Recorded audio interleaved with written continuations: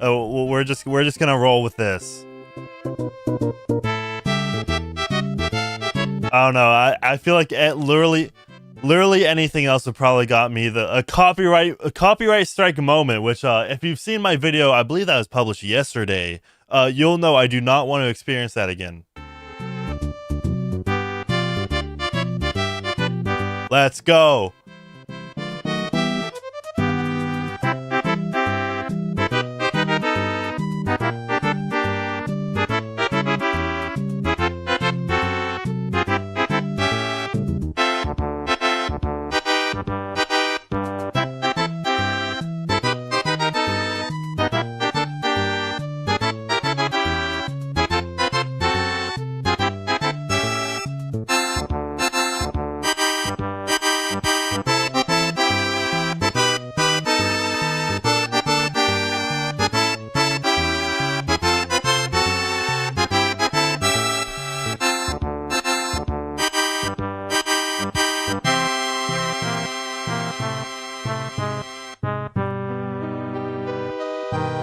All right, how is everybody going? I'm seeing all of your wonderful congratulations. Thank you so much for all the very kind words. We made it.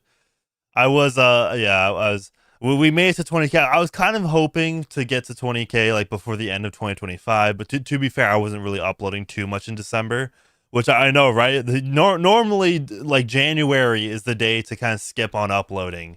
Not December. But I have a good assortment of videos to react to. I said, you know, we're watching Slop. So I don't know if you guys heard of this whole live stream fail situation. I just saw an incredibly funny clip of this ex mod. I guess he was like a demodded or whatever. Like somebody definitely tell me. Let me start recording this. Which I just like to say thank you all much for the support. I know I know things have been a little why wait, there we go, there we got rid of it. Wait, I accidentally got rid of the board. Okay, I misclicked there we go. All right, and always a reminder, for the, you know, obviously since you guys are watching the streams here, I am gonna start uploading again. You know, see, I need to start clipping. I need to start getting more consistently clipping my streams here. But yeah, if you tend to miss my streams, this was where you can see them. Or if you want to like share specific moments of my streams, definitely take a look at this channel. So this is where I clip them and upload them. I got this one like partially mod because there's like 2 tiers of monetization now. I need to start uploading more so I can get that second tier. Of course, there is my merch store. Be on the lookout for the merch store. And there is my Patreon, which I don't know. I guess I don't know what that is not a useful page to promote anything. But I'd just like to say thank you all, and specifically I'd like to say my thanks to Basic True, Tax Brass. Let's see, yeah, I mean, Kino Flex, he collabed on this video. Kite Chaz, of course. Big thanks to Kite Chaz in every case. He's amazing, wonderful. Shout out to him, of course. And specifically, thank you to my editors who have been editing, because throughout 2025, that's when I started having other people edit my videos for me.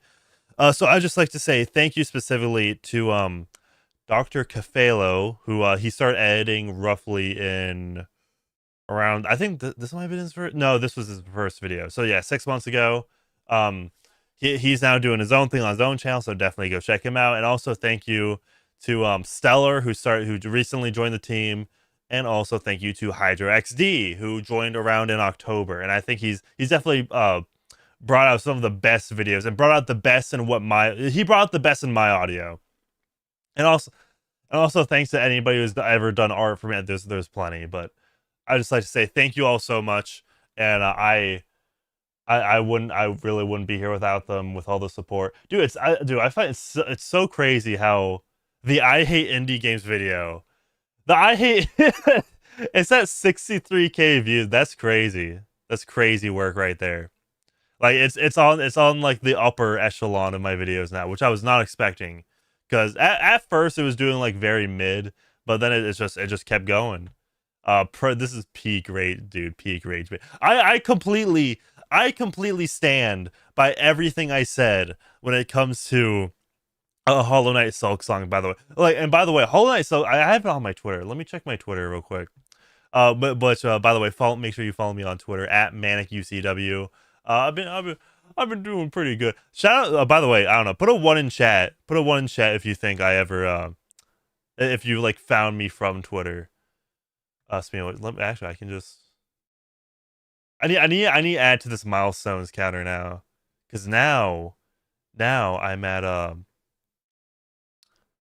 now I'm at 20K, so that's another one to add. I only have 17K subs because I hit that like the day after the anniversary. See, I was just a day late from the anniversary. But I got like my like most played games on both Steam, Nintendo, and I don't know how much did I open my PlayStation this year? Now I'm trying to think. I think the Devil May Cry games were kind of up there in my most played games on Steam at least. But if we're to check, because Hollow Knight Silk Song was up there, and I literally beat Silk Song in like a week. There we go. Here it is. Here it is, right here. My top 3 games this year. Fuck Silk Song. So I played Silk Song for 35 hours. Right? People were genuinely trying to say, I was like, oh, you didn't do the third act. You didn't go unlock the third act. Your opinions are, dude. 35 hours. If I can't have an opinion after 35 hours, then fuck you, actually. Yeah. Oh, the game gets good after 35 hours. No, we're not falling for that. In the big 2026, we're not falling for that in the big 2026, okay? If it takes over 35 hours for a game to get good, it's not worth playing. But let's take a look at this one ex Reddit moderator, right? He's no longer part of Livestream Fails from what I'm imagining. So let's see. So a message to the CEO of Reddit, Spez, from r/Livestream Fails former top look at that like to dislike ratio. Biblically accurate Reddit moderator. Okay, I'm genuinely curious because I only saw like a minute, or it was like a minute or two clip of this, and I knew it was like, this is gonna be some good content. So let's take a look at what this man has to say to the CEO of Reddit. As Mr. CEO of Reddit, I hope you have received this public video that I have created and sent to you via your email. If not, I hope anybody who cares about the topic in this video can get this to him in any way that you can. This video is about a topic. Also, do you like this? Just looks very filtered. Like, he looks like it's put through like at least 2 filters here. Like, if you just look, like, his skin is a little too smooth. The hair, you can definitely see in the hair and the clothes. Deadly seriousness, and that is of Reddit moderation and the state of your platform. But first, some background. I'm Brian, or Stale2000, or Tarot Card. I was the top moderator of your #1 gaming subreddit, r/Livestreamfail, before I was recently removed from that position. Is that really a gaming subreddit? Though, whatever. This is splitting hairs, but like, it's about live streaming, right? Which a lot of them do play video games, but it's not about video games themselves. It's like adjacent at best. By the Reddit Code of Conduct team. I became a Reddit moderator for one reason, and that is because I think that Reddit communities and correspondingly its moderators have massive power and influence, and for some reason, nobody seems to notice, care, or take this seriously. Least of all, its moderators or the company.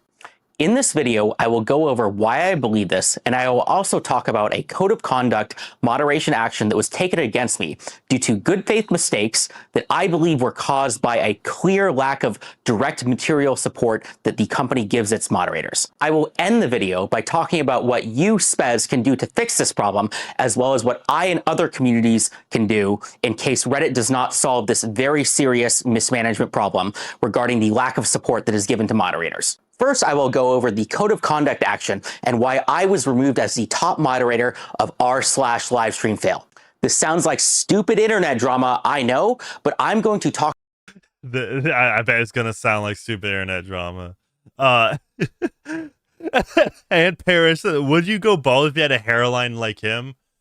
Yeah, honestly, probably. I would imagine the filter is only making the hairline look worse, right? There's no way it looks that bad if you were to get an actual photo of him. Talk about how this is a very clear example about how Reddit's mistakes causes very serious problems to Reddit's community and the company. Here's the thing: there is an actual issue when it comes to moderation on Reddit, but it's usually because all the moderators go power tripping in the subreddits.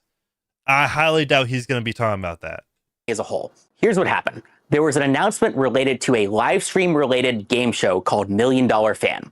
It was basically a game show like Survivor or Big Brother where fans of a streamer compete in different challenges with an influencer or a streamer for various prizes.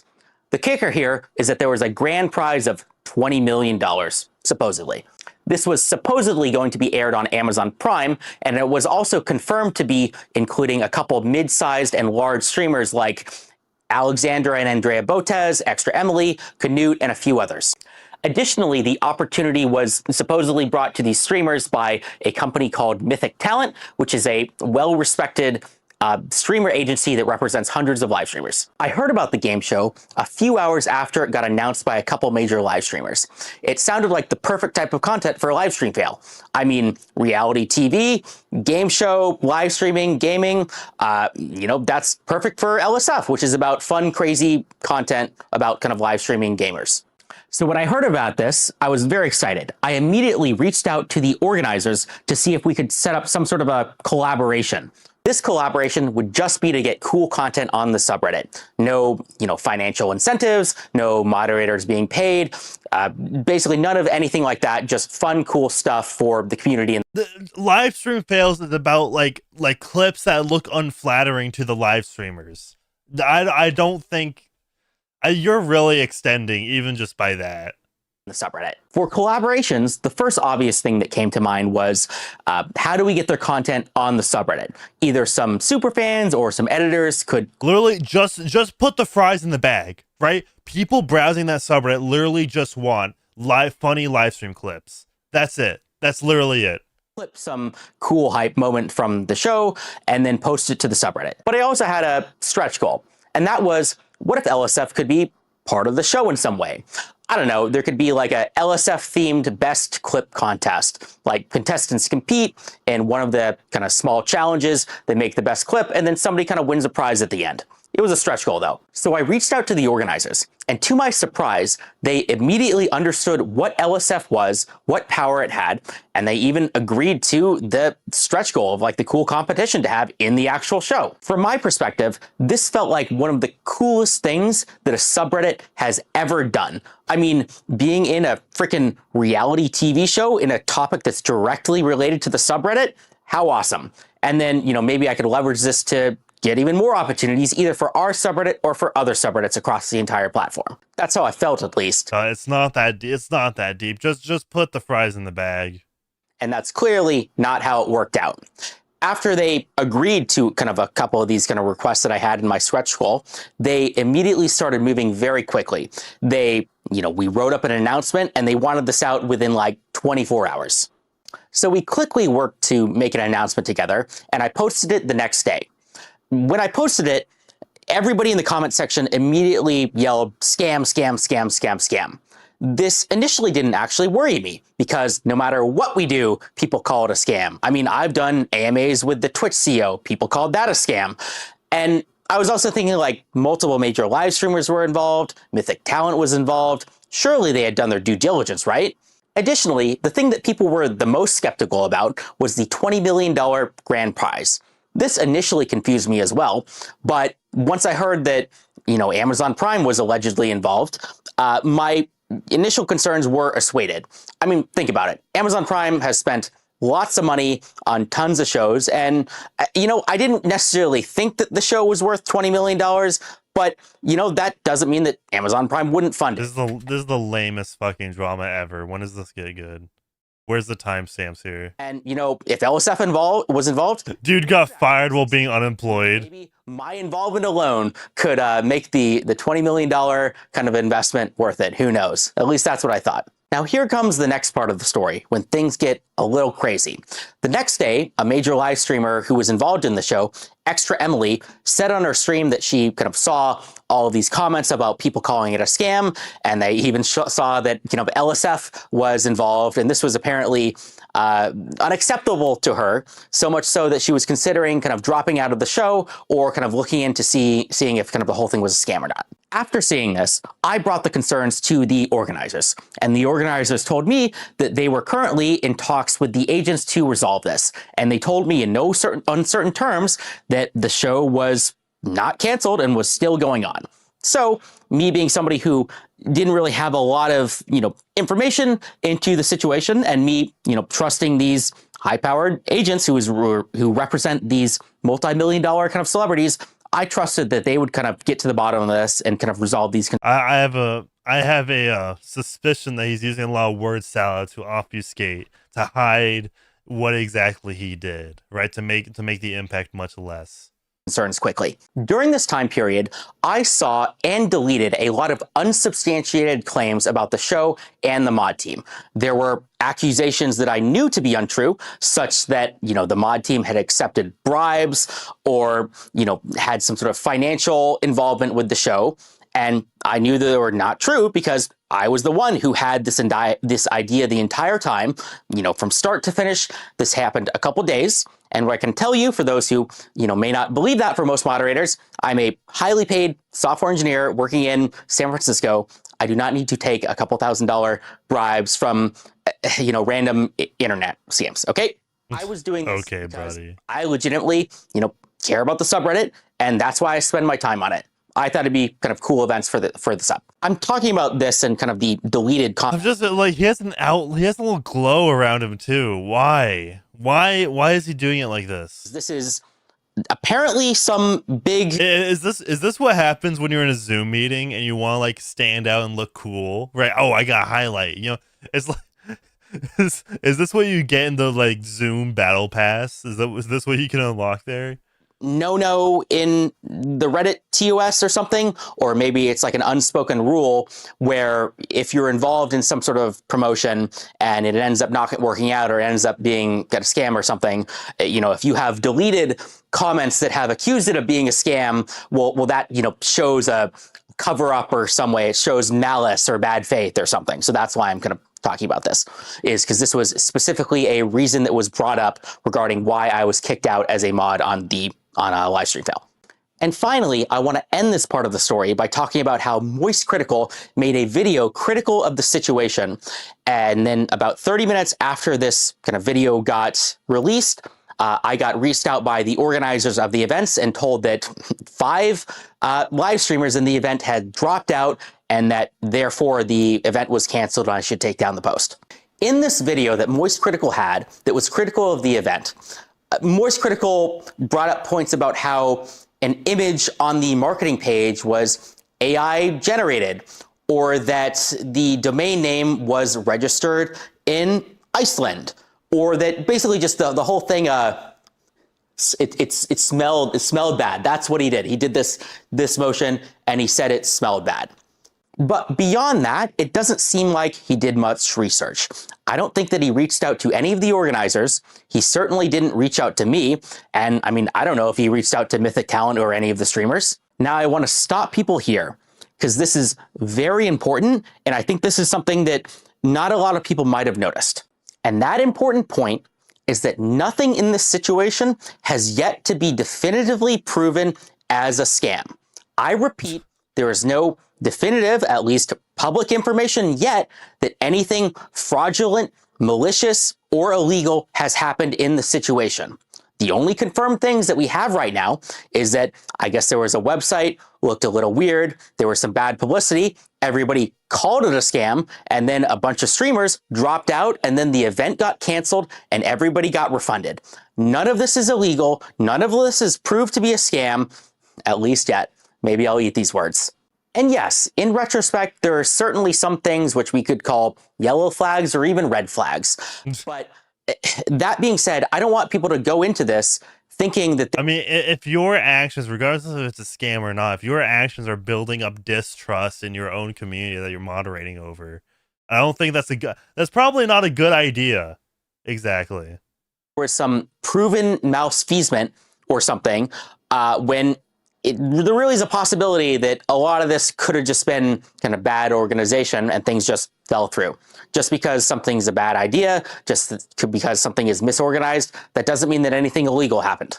You know, I still haven't gotten confirmation about kind of the Amazon Prime kind of a thing. I think that is the biggest unknown right now is I don't know about this supposed Amazon Prime deal, if it exists or not, because maybe they were in negotiation with them, maybe as big as okay, we're gonna go by the highlight moments. Let's see what's going on here. due to the lack of support that caused this. But right before I go into the specific reasons of how this happened, I want to talk about why this matters in the first place. And this matters because Reddit moderators have power. They have influence. If you were one of the people joking about like internet janitor duties or whatever, I'm sorry to tell you, it's funny jokes, but you are wrong. Reddit moderation does matter. Reddit moderation matters, guys. Guys, you respect your moderators. Moderators have control over millions of impressions per day, and nobody seems to notice or care. Let's just talk about LSF. Think of all the streamer careers that have been created because of LSF. Okay. Okay, what about the ones that got destroyed because of LSF? You know, like, it's called live stream fails for a reason, right? Think about the even larger... But, like, arguably, like Boogie 2988's downfall, you could probably attribute it to LSF, because I remember seeing clips of him streaming since, like, 2018. And, you know, it's obviously his most egregious moments in streaming. Of streamer careers that you know, that was kind of when the whole wholesome Chungus vibe of Boogie kind of started evaporating. Destroyed because of LSF, because some clip went viral about like something bad that they did. I have had major live streamers who are effectively celebrities come to me and beg to kind of remove, you know, negative posts about them. An even crazier story is the time when some Twitch employees found me in person and borderline begged me to make sure LSF is not used to destroy the multi-billion-dollar company Twitch, partially because at the time LSF was indeed being used to destroy the multi-billion-dollar company Twitch. Deservedly so, by the way. Or even just take this literal circumstance. Imagine the whole kind of operation was legit. Well, guess what? One single post on LSF caused all of the streamers to drop out and destroyed a $20 million opportunity. Sorry, Mythic. My bad. Or imagine it was, I guess, a scam through and through. Well, guess what? We were the ones to expose it and destroy it before it had the chance to cause any real harm. I mean, everybody got refunded after all. Guess things ended up okay. Right or wrong, you can think I'm a good moderator or a bad moderator. You can think that LSF helps streamers or is the bane of their existence in the entire industry. But please don't for a single second pretend like it doesn't matter. And that's just one subreddit. Now back to me. That's just one subreddit. Most passionate users. I was in the Reddit partnership program from the start. What? I took advantage of the Reddit part? What could the Reddit partnership program possibly do, dog? The opportunity that I could. I had meetings with kind of the Reddit community managers. I begged them for help and kind of partnership opportunities. Wait, hold up. Okay, shout out Mr. Asian Pie. Shout out Mr. Asian Pie. Says congrats for 20K. I'll be on my way now. The Glorious Content says, I was a mod for a lolcow. I've been a mod in several places, not just Reddit mods don't have real power. You know, I could be really funny and give you mod privileges right now. Chance that I could. And I was blown off. One in chat if I should give this man mod privileges. Every single time. I got nothing out of it. The community managers never helped me, as, you know, nice as the guy was. They never, dude, moderator, literally, all you need to do is just, like, have a pinned post, like, every now and then. You know, delete stuff that's not relevant to the subreddit. Or, like, you know, if things are getting too crazy. Like, moderation is not that serious, dog. Basically no power to help me. I was one of the only moderators out there who tried to grow my community, who had any ambition, who tried to work with the company or help other subreddits or help the kind of the company that hell, and it didn't matter. I failed and it failed because of how mismanaged and how little support Reddit, the company, gives to moderators. See, you don't need to do that though. You had no reason to do that. So let's circle back. Let's go back to the moderation situation. This is a very key important point, so please pay attention. None of this would have happened if I had gotten support from Reddit. Do you think that I want to be the guy like going out, like messaging random people in Discords and LinkedIn's and trying to figure out kind of these partnerships? Discords and LinkedIn, dog. If you're going to LinkedIn as a Reddit moderator, you fucked up somewhere. That's not your job, dog. Put the fries in the bag. My job. I am not qualified to do any of this. I am not a lawyer. I cannot. All right, glorious content. I'll give you mod privileges. All right, just all you have to do, right, is just link my stuff in chat like every 15 minutes. Most of my mods failed to do that. I'll give you the wrench. Everybody, welcome the glorious content into the wrench community. Read contracts to know what I should do or I should not do. Contracts for moderation. I just want to like grow my subreddit, have a big vision, and I don't want to deal with this at the end of the day.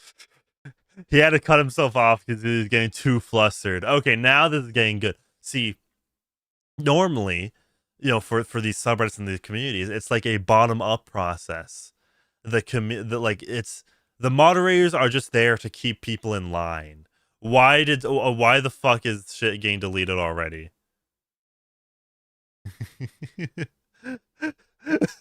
I give somebody mod powers and it already starts deleting shit. I'm a random nobody who got lucky. I took over one of your largest gaming subreddits. All right. He's been removed as mod. He's gone. He's done. Glorious content, you're done. It's on the platform because I won a stupid game of like Reddit mod politics. But apparently, I'm the only person out there. This Reddit moderator shit is serious. If Reddit had offered me partnerships, if Reddit had pipelines to connect with kind of major companies, if Reddit had lawyers that were helping me, like reading over these contracts, reading over these agreements, none of these very real mistakes that I made would have happened. And before you say it, I'm sure there's some employee at Reddit, the company, that says like, oh yeah, we do that. That's my job. It's over here. Well, clearly you're not even doing 1% of what you should be doing because nobody uses these resources. Nobody cares. You are not doing enough. Multiply dude, he's by pissed. 100 and then let's talk. Reddit. He's pissed, dude. That's this is literally just like, say if I were to like run somebody over in an IRL stream, you know, hypothetically, for example, right? I was like streaming and driving at the same time. I run somebody over. Then I blame YouTube for not telling me not to do that. Needs to be professionalized, and it starts with the mods. This is going to be controversial, but the people who are running your multi-billion-dollar website are unqualified nobodies like me. That doesn't mean it's my fault or their fault. It's your fault, Spez. Here's one. The controversial solution is just get rid of the bad mods with better mods or paid mods or do takeovers or more rules or something like that. But exactly. Better solutions. You can train them. You can give mods infrastructure or pipelines or resources or real kind of material support and treat them as if they have the actual power and influence that they actually have. And so communities can rise to the heights they truly could. And the Reddit moderator partner program is not it. Reddit moderators do not need one call with like one guy a month, as nice as he is, love you, Pablo, who has no power and no ability to affect anything. Reddit moderators don't need Christmas celebrations or special badges or community or events or team building exercises. Team building exercises for Reddit mods. Duh. So funny. Cybotic YT for $2 says, "Hey, congrats on 20k sub." Shout out Cybotic YT. I'm assuming the YT implies you make content, right? Hold up. I'm kind of interested in doing a thing, right? I want to kind of have a little show, a little stream, a little series. If you I don't know. Give me feedback on this because I want to say like, I don't know, maybe like a kind of like a financial audit like Caleb Hammer thing, maybe like Pimp Your Ride, where it's like, you show me your YouTube channel and I'll tell you how to improve it or whatever. Like I'll watch your videos and like I'll give you a harsh crit. This will be Hell's Kitchen. No, even the, I don't know, the Oh yeah. Also, Ice Falcon 38 says, believe it or not, I was a mod for Big Bungie on his stream before he got banned. You know what? I'll make you a moderator here. You've been watching for like at least 2 years, so I'm gonna. There you go, standard moderator. Boom. the Reddit event budget is barely useful. No, they need real material support. That means access to anything that like a talent manager would give an actual celebrity. So, an access to a bounty board or ad Bounty. What do we need? What do we need bounties for, dog? You're a Reddit moderator. deals or lawyers or event organizers or professionals or anything that actually matters. To summarize, Reddit moderators should be treated like celebrities or influencers, not because they Okay, yeah, this is the infamous moment I remember. Celebrities or influencers. deserve respect or anything, but because they actually have real power and influence. I mean, if not for the world, at least over your $50 billion company, maybe if you gave them actual support, it could go from 50 billion to 100 billion. I mean, it certainly deserves to be that high up for how much traffic Reddit gets. So why haven't you solved this problem already, Spez? Is it because you're out of touch and you aren't aware of the problem? Is it because Reddit is a bloated mess and they can't ship products? No, I think the real issue is that Reddit is held hostage by the negativity and toxicity of its user base, and it doesn't really have the Yeah, he's kind of right there, but he's not. I don't think he's saying that for the right reasons, though. freedom to make bold and important and transformative decisions that could save the company. Because if anything, the biased moderation of the mod site, right, of the moderators themselves, because I'm pretty sure it's like the same few moderators moderate like the top, say, 10% of subreddits, which is still pretty big. But like, just imagine how many subreddits like. Imagine one guy moderating 60 subreddits, right? Those are some like power users who can kind of control discourse on this if they're unemployed enough, right? But not to mention Reddit, the company themselves, have also banned subreddits they didn't like. So instead of dude, it's like Reddit's cooked. It's been cooked. If you agree with anything that I said, Spez, well, you're in luck. I live in San Francisco, and I would be happy to talk to you in person or any Reddit product manager or employee at all, or on a call or something. That's my pitch to you, Spez. The rest is to the community. The rest is shut up, bro. Spez and Reddit, they're almost certainly not going to fix any of this. All of this is up to us to solve. For anyone who this message has resonated with and wants to solve this problem, well, I have created a subreddit called r/SubAlliance. SubAlliance will be a nonprofit, volunteer, community-based initiative. Yeah, a non-profit subreddit. I've never heard of a non-profit subreddit because I'm assuming none of them are for the profit. This is so dumb. Okay. Fuck. We might need to check. We might need to check this news. Is it in the description? This bro's on Twitter. Oh wait, here's his subreddit. To solve all of the problems that I have laid out, we will create tools and resources so good, so useful that everybody will have to work with us. Think talent agency, Whoa. but for subreddits. You have the big ideas, you have the vision, you have the crazy cool things that you want to do. No fucking. I slammed my penis on the car's trunk. Dude, this is hilarious. Owie. Dude, 5 hours has not been This is so, this is so fun. Useless. This is the power mod. I'm kind of covering him up, but there is one moderator. Okay, there is one moderator at least publicly shown on this subreddit. U/Terror, like the guy in this video. He hasn't even deleted this, and it was the first one that came up. So how useful are you when it comes to these subreddits? I'm the top Reddit mod. He's a dude. What has this been out? 5 days? 5 days? He can't even control his own subreddit. He's not even doing the basic job of a moderator to like keep it like on topic. Man, that video was cringe. Look at this. See, everybody in the subreddit is literally just Redditors. It's literally just clowning on him. You made a subreddit for a purpose. Nobody's using it for that purpose, and you're just letting it go free. I'm glad he's letting it go free, but this just proves that he's completely unserious as a Reddit moderator. We handle the logistics. Materially, that means connections to major companies, partnerships, doing AMAs, running events, doing mod recruitment, cross-collaboration with other relevant subreddits, that kind of stuff. See, those are not the primary objectives of moderators. You don't need to do all of that in a subreddit. I'm assuming, at least. Obviously, those can help like boost engagement and all that. Like the events, right? Like, say if the moderators were to host, like, oh, what are your top 5 favorite Pokemon, for example, right? Like that'll boost some engagement there. So whatever the topic is usually. Go to r/suballiance and we will make it happen. The link. Yeah, we're going to. Reddit mods should be treated like celebrities and influencers, and then he clicked post. Roaches assemble. Seething. Oh, that's an AI generated Zoe Jack. Do anyone here under the fight? From the Incredibles like syndrome? It's time. This is so funny, dude. He made a statement so trash, even his gang clowned on him. Go back to terrorizing the Smurfs. How this guy fell after click post.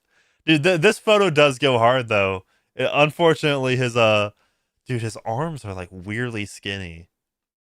This photo, everything about this photo goes hard besides the person in the photo. How are not Reddit mod oppression? This video was absolutely my 2-week Minecraft phase base instead. That's a pretty cool. Where are my Reddit lawyers, Spez? Dude, this is just the video. This video is about a topic of deadly seriousness. Employment job application. Will be in the. They are clowning on it. He made a second video responding to Moist Critical, but frankly, I don't care, dog. He's bald. He's seething. He thinks he's a celebrity. And saying he kept the comment section on. Yeah, this was very boring at first, but I'm glad I skipped a few minutes. These are glorious posts. Yeah, his shirt is too clean for a Reddit mod. That's it's like filtered, right? We don't know how. Maybe it is kind of dirty. Maybe it is. But man, this is a generational crash out. Let's check his Twitter. Why would you willingly have this as your profile picture? I don't understand. My response to Moist Critical, broke, vibe coding, woke, hygienic. Okay, whatever. Again, respond to Mudahar. Brian. He has some self-awareness. Wait, actually, you know what? I'm tweeting. The Reddit mod has become self-aware.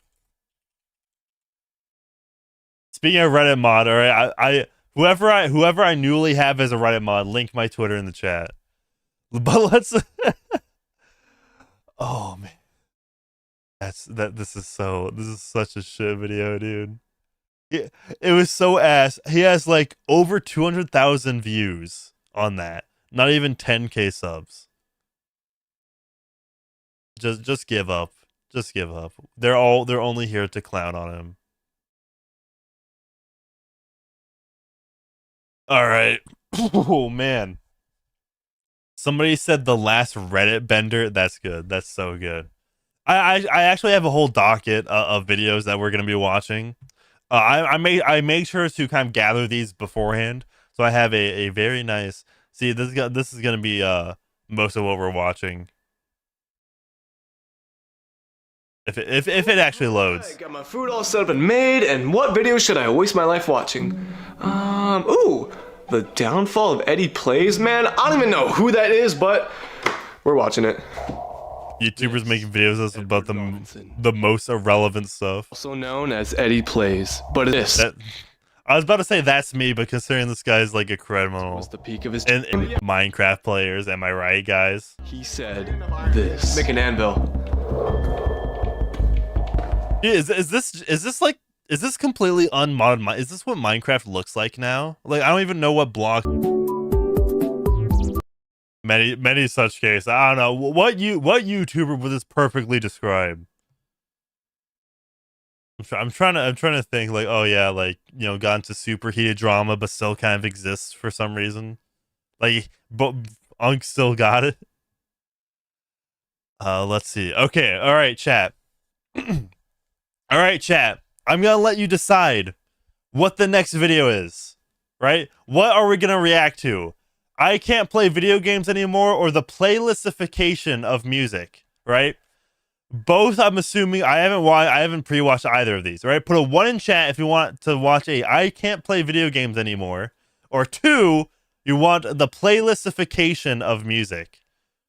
Right? This is gonna be the one where we're gonna let you guys decide. What should I react to on this stream, chat? And then next next one. All right, yeah. I'll while you guys are voting, heckin' voting, I'm gonna let you know on what other videos we're gonna be watching. We are gonna be watching the newest items video, which I completely missed. It came out 2 months ago, apparently, because I don't know. I literally did not realize it came out. So we might as well, you know, it's an iDubbbz video, might as well react to it. Another a video called Persona Fandom Sucks. That'll be the last one. And we also have a video that I did sort of pre-watch. It's called Nintendo Influencers Ruin Everything. And yes, it talks about, it ends up talking about politics for some reason, about like a video on Nintendo influencers. So yeah, put a 1 in chat if you want me to react to I can't play video games anymore, or 2 in chat if you want me to listen to or react to the playlistification of music. Because we be reacting to insufferable video essays. Okay, I'm seeing a lot of 1s right now. Right? If anybody has any objections to me watching I can't play video games anymore, which is, I mean, it is kind of a generic title. I got a Switch too. Took a while to get. I went to Toledo, Ohio to get it. There was 1 in stock and I snagged the last one. I had been saving money from Amazon to get it. I usually use a lot of my Amazon money to buy my personal purchases. Any money I get from YouTube, Instagram, Facebook, or TikTok, I use that money primarily for my... Shit, we're skipping this. We're skipping this so hard. All right.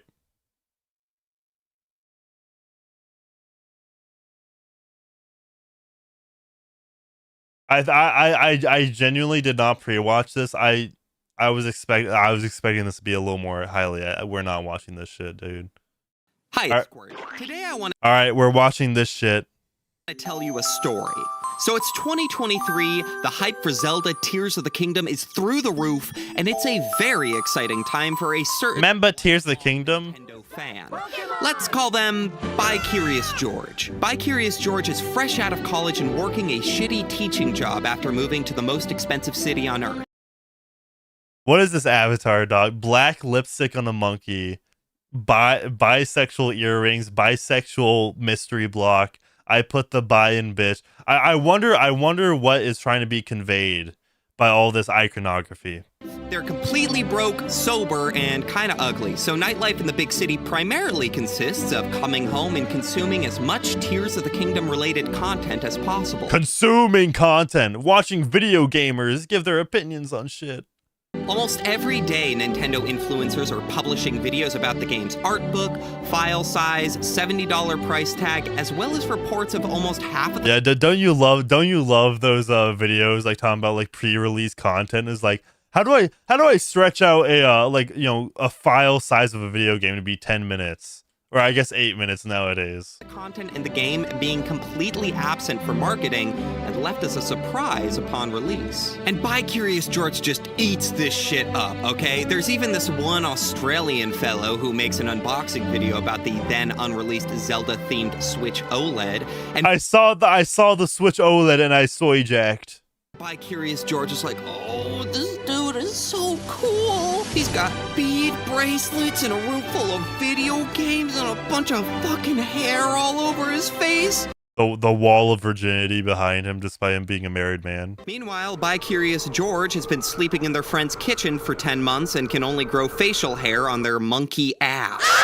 This all culminates in Bi-Curious George making a series of very poor financial decisions. Not only do they decide they want to buy the game itself, but also all the accessories surrounding the game, including... Bro saw a single YouTube video and was like, yeah, I need the special edition console. 360 plus $70 or $70. No way, dude. No way. So what was that 440 and then like 20 on that 460 and then that $545 just about for a single game that you haven't even played yet. The $360 Zelda Switch OLED, even though they already have a regular OLED model, all because they saw people online talking about these. Like I was like, yeah, I was complaining about being broke, about like not being able to afford shit, but I still like consumed the content. I bought a whole ass Switch console, did not need, just because like a YouTuber unboxed it. Like we're on levels of cattle we've never seen before. And by the way, shout out Big Boy Meatloaf in the chat. Thank you so much for congratulating me on 20K subs. Products for months on end. When May 12th eventually rolls around and Bi-Curious George finally gets their grubby monkey mitts on their $75 Zelda-themed Switch Pro controller to play Tears of the Kingdom, an astonishing wave of disappointment washes over them. They realize that not only has most of the game's surprise been completely spoiled by Nintendo influencers, but the speculation surrounding the game has exhausted the possibility of it actually living up to expectation. And this sends Bi-Curious... You did it. You literally did it to yourself. You consumed so much content about the game before it came out that there is no way. Like you're just setting yourself up for failure at that point. George into a spiral. They stop playing video games altogether and wander the city streets at night. They tell their bosses to kiss their furry monkey ass and quit their teaching job on the spot. They get carbon monoxide poisoning from a gas leak in the kitchen they're sleeping in, but also never go see the doctor about it because they don't have health insurance. Now, you're probably wondering... Skill issue. Probably shouldn't have quit your job, bozo. What the fuck this story is about. Well, the truth is, it's about me. This the least surprising plot twist ever is me, okay? This all actually happened. I'm Bi-Curious. Now, of course, I would never blame this entirely on Nintendo influencers. I was 20. Ice Falcon's Breath of the Wild is a better game. Oh, I don't know about that one, Chief. I mean, it probably has a better story, I'll say. And there are definitely some positive Breath of the Wild, but I don't know. I think I gotta go with Tears of the Kingdom. Not gonna lie. 3 years old when this all happened, and the irresponsible financial choices I made were I'd be building and shit. Completely my own. Furthermore, I've since grown to really love and appreciate Tears of the Kingdom in its own way, and it was my decision to listen to these content creators in the first place. But that doesn't mean that their content is above criticism. Time and time again, we've seen how unregulated hype demolishes enjoyment upon release. In fact, I'd argue that when expectations are met or exceeded, it's typically because there are no set expectations to begin with. Breath of the Wild was the first Zelda game of its kind, and while it has plenty of issues, it's also widely upheld as one of the best games of all time because no one could truly expect just how revolutionary it would be. I like how the top three on that side are Baldur's Gate 3, Disco Elysium, and then Breath of the Wild. It's I mean, Disco Elysium, I don't know. I heard it's very tabletop RPG. It's a very niche thing. I don't know. I might need to play that at some point. Tears of the Kingdom, on the other hand, was a direct follow-up. Baldur's Gate 3, I can only ever think of Reddit. Like, that'd be that Reddit moderator's favorite game. And therefore had an exact metric by which it was being critiqued, leading to many being seriously let down by the end result. And there are definitely cases of Nintendo overcharging and under-delivering on their product. I'm not trying to let the $100 billion corporation off the hook for the growing resentment towards their brand and solely point fingers at the YouTubers, okay? But these influencers should still take accountability for their content, especially This guy seems to be lacking accountability for buying a whole console because he saw a console get unboxed on a YouTube video and now is blaming the YouTuber who unboxed it. more prominent ones. So let's talk about it. If you aren't already caught up to speed, a little over a month ago, Wood from Beat 'em Ups, commonly referred to as the largest individual Nintendo content creator probably in the world, announced on his podcast that The beat 'em up situation is insane. Nintendo Direct in July, in which we'd hear about titles such as Metroid Prime 4 and a new Animal Crossing. This news then disseminated to Reddit, gaming websites, and, of course, other Nintendo YouTube channels, all generating hundreds of thousands of views and piquing interest for Nintendo fans across the board. Dude, I'm just looking at all these videos. They look so greasy, all of them. Particularly within the Animal Crossing community, who hadn't heard news surrounding a new entry in over 5 years. There was only one problem. It was a lie. I made it up. Wood later admitted to making it all up, claiming that he did so as a social It's great. Fucking Animal Crossing came out over 5 years ago now. experiment in an effort to try and stop gaming leaks for good. Because I hate gaming leaks. They ruin surprises, they spoil moments that we love. then on his apology tour, he contradicted this statement where he had this to say about gaming rumors. But Wood, you speculate all the time. You always talk about the rumors and the leaks. Says, yeah, because it's fun. Yeah, because I like doing it. A lot of fun. This took place during an interview with another well-known Nintendo influencer by the name of Nintendo Prime, famous for making unedited, unscripted, and unnecessary videos that all have the same title. It's deleted. We got a fort.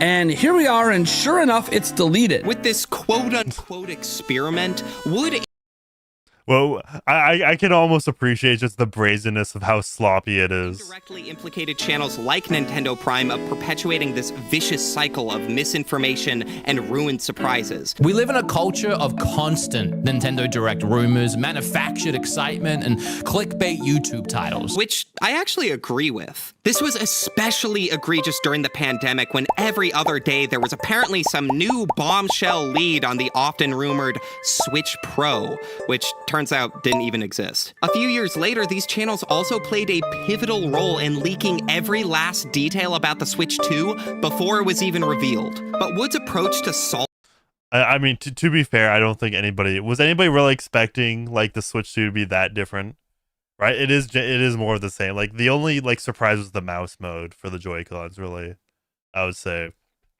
But the Switch Pro thing was so funny because that was I feel like ever since 2019. That rumor had been everywhere, and then the OLED just killed it. solving this issue was not only comically mishandled, but his apology for blatantly lying seemed less directed towards his audience and more intent on making amends with his fellow Nintendo content creators. And the funny thing is, I don't like the content from either of these creators. Not only did Wood never fully explain what this supposed plan was to put an end to Nintendo leaks for good, but he's also a massive creator that has no history of spreading false information or gaming rumors in general. So it's ridiculous for him to act like people believing his claims is a confirmation bias gotcha moment. It's also not scientifically sound or ethical, but if you want to hear more about that, I'd recommend checking out this video since I'm not a scientist. And despite poorly paraphrasing the Wikipedia article on confirmation bias and dressing up like a male stripper in a doctor outfit, Wood isn't one either. So why did he do this?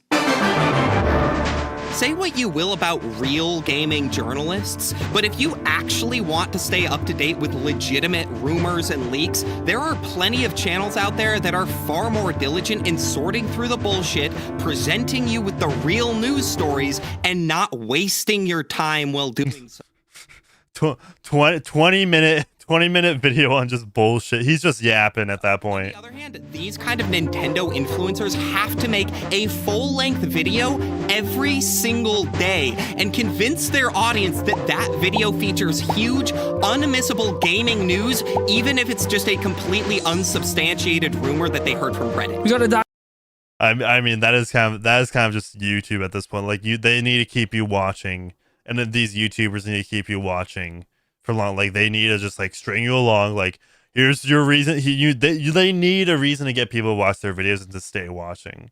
into something that we actually have some tangible evidence for. Seller on Chinese secondhand marketplace Goofish. And in an age of widespread misinformation and AI-generated news stories, this kind of content does not bode well for those of us actually trying to make something of substance. I think in general, see, that seems like actual code. Like, of course, the people who want to watch your like 9-hour video essay on a show nobody cares about.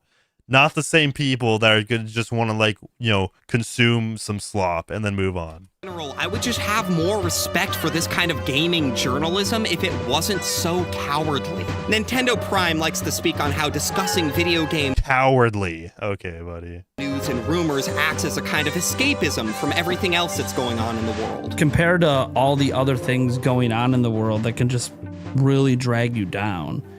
You know, the overall harm of speculating about video games and talking about rumors, it seems kind of not that big of a deal, and like it's a better use of our time. First of all, it's not. If you're lucky enough to have an outlet that gives you a break from focusing on the atrocities of the world, then by all means, you should give yourself that gift when you can. God knows I do, but I also don't think anyone should use that as an excuse to completely politics mentioned. withdraw from what's happening out there in House passes bill to ban transgender student athletes from women's sport. This is your topic. This is like, oh, this is the really bad thing that's going on. No transgenders in women's sport. Holy shit, dude. No way you actually like, oh, this is the worst thing happening right now. Women's sports are under attack because transgenders can't like cave somebody's skulls in MMA. Oh my fuck, dude. Literally trying to pretend. Tyrone the birth controller in the chat saying, man, what do you think of Devin Pitchford's first speech as a Nintendo CEO?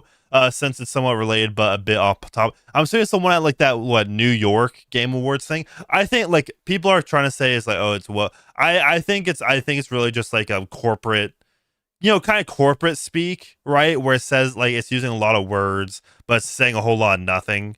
Right. I think that's really, I wouldn't say it's really woke. I'm just saying it's like very corporate sounding, right? Like I really don't think it's all too important. It's like, yeah, it's slop. the world right now. In the long run, it is not the transgenders in women's sports. not a better use of our time to prioritize learning about a rumored port of New Super Mario Bros. Wii over, say, spreading awareness about a Palestinian genocide that the US is actively supporting, no matter how much it bums you out to hear about it. But I get it. Palestine mentioned, of course. These Nintendo news channels don't make political content, right? No shit. Do you really want to hear political news from this guy? I feel like that niche has already been oversaturated enough. If you want to hear about politics, there are plenty of reasons or ways you can get your politics everywhere. Dude, like just like browse Twitter and like you will get the content you want served to you. Because if these people spoke about politics, they would have a different audience. Their audience is not going to them for politics. They are going to them for like Nintendo stories or whatever. They want to hear about video games. If you're like me, you don't always pay close attention to politics. Some of my favorite creators on this platform don't bring up politics in their videos because it just doesn't pertain to their content. Like, I love Nate the Hoof Guy, right? I mean, I fantasize about the things this dude could do to my feet. But also, it would be really weird if all of a sudden he started talking about anti-trans legislation in the middle of a video called Anti-trans is literally just preventing minors from getting like irreversible surgery. Pus sprays from a heifer's hoof. But the problem with channels like Nintendo Prime is that when you're discussing the news, even video game news, politics will inevitably be involved. Activision, what, the Activision Blizzard shit? Let me see. Even Seth Rogen on Fast and Furious, like potential of a Donkey Kong spin-off movie. Okay. Okay. I mean, dude, like Seth Rogen was fine as Donkey Kong as like a supporting role in Mario, but I don't think he'll do good as a main role. Not gonna lie. But let's see. Tyrone the Birth Controller is saying, I prefer her to Doug, honestly, but her speech was a 5 out of 10. Bowser fucking sucked. Bowser defeated Princess Peach in the Mushroom Kingdom election. video game news, politics will inevitably be in. Activision Blizzard scandal, a watershed moment for women in the gaming industry. Oh, look at this skinny ass dude with the mask. Nerf male privilege. Hashtag Activision walkout. Wait, what's that? What's the other? The chunkier one, dude. Fight bad guys in game. Fight bad guys IRL. And when they are, Sony raises PlayStation 5 price in the US as impact of tariffs makes effects. time and time again, we've seen him take a centrist, fence-sitting, cowardly approach. And this is probably because the gamers notoriously hate politics in their. Buck Broken by Leafy is here in the big 2026. Or I guess this is probably released in 2025. Yeah. The big 2025. Leafy is here, still haunting you. Shit. Video games. Whether that's a game featuring a shallow, both sides are wrong, cycle of violence is bad, moral messaging wrapped in an apartheid state allegory from an Israeli point of view, or Oh yeah. I bet you really liked The Last of Us Part 2 before you found out about Neil Druckmann's ancestry. There's no way you're on the anti Last of Us Part 2 bandwagon before that. just any game that has like. I hate these fake fucking haters, dude. This happened with both Last of Us Part 2 and Devil May Cry Netflix, where the creator would they were defending like the defacing of this property just to own the chuds. But then it turned out, Neil Druckmann's Israeli, and I think was Adi Shankar, whatever, the guy who like kind of took over Castlevania Netflix and then later did Devil May Cry Netflix. He like posted something positive about Asmongold, or was like joking around with Asmongold, and so now he's bad. Now Devil May Cry Netflix is bad. Stuff in it. Like, what the fuck? I don't even want to fucking play it anymore. Dude, Angry Joe is like he literally screams about leftist politics constantly, dude. You could not have picked a worse example. So let's look at how Nintendo Prime tackled the subject of the. KinoFlex Review says, congrats on the 20K. This male feminist is probably saying Kingsman was in the wrong, LMAO. Last of Us 2 has nothing to do with Israel, LMAO. I mean, I think Neil Druckmann did say, like, it's not necessarily about Israel, but I think Neil Druckmann during some game developers conference said it stemmed from his own personal feelings about seeing a video of an Israeli getting murdered by a Palestinian, and how much he felt like he wanted revenge, right? Which I think, like, I guess that's a decent feeling to make a video game exploring, right? Obviously, since maybe The Last was Part 2 probably wasn't the right game to do that, and also probably should have killed off Joel, and also maybe should have made the game good. Maybe somebody else should have been in that writer's room with Neil Druckmann, like it was for the first game. It wasn't just Neil Druckmann, then he took over. Recent price hikes of Switch accessories, an inherently political accessories story directly tied to the Trump tariffs. I'm a very centrist person. I'm not super hard left. I'm not super hard right. I really sit in the middle. Everyone's just trying to figure out how to fix their countries and make their countries the best they can be. I do tend to take the words of the President of the United States serious. I know some people think he lies all the time, and that's fine. This is not a political debate. Okay, so there are three explanations for whatever. I mean, could have explained about, like, if I was in this position, I would just joke, like kind of hand wave that discussion with a joke, But whatever this guy's about to say. The fuck he just said. Either one, he's too scared to alienate any potential Trump supporters in his audience. Two, he's a closet Trump supporter himself, and he's scared to alienate everyone who isn't. Yeah, closeted, because you really want to get to like the political minutia of your like Nintendo slop tubers. Or three, he literally just does not give a fuck about anything and actually considers himself to be a centrist, which seems like the least likely option, but most notably, the percentage of Americans identifying as moderate has declined from the average of 43% in 1992 to 34% into 34%. Like, that's still a third of the country. Keep in mind, none of these are good. Personally, I'm of the belief that if you have a platform,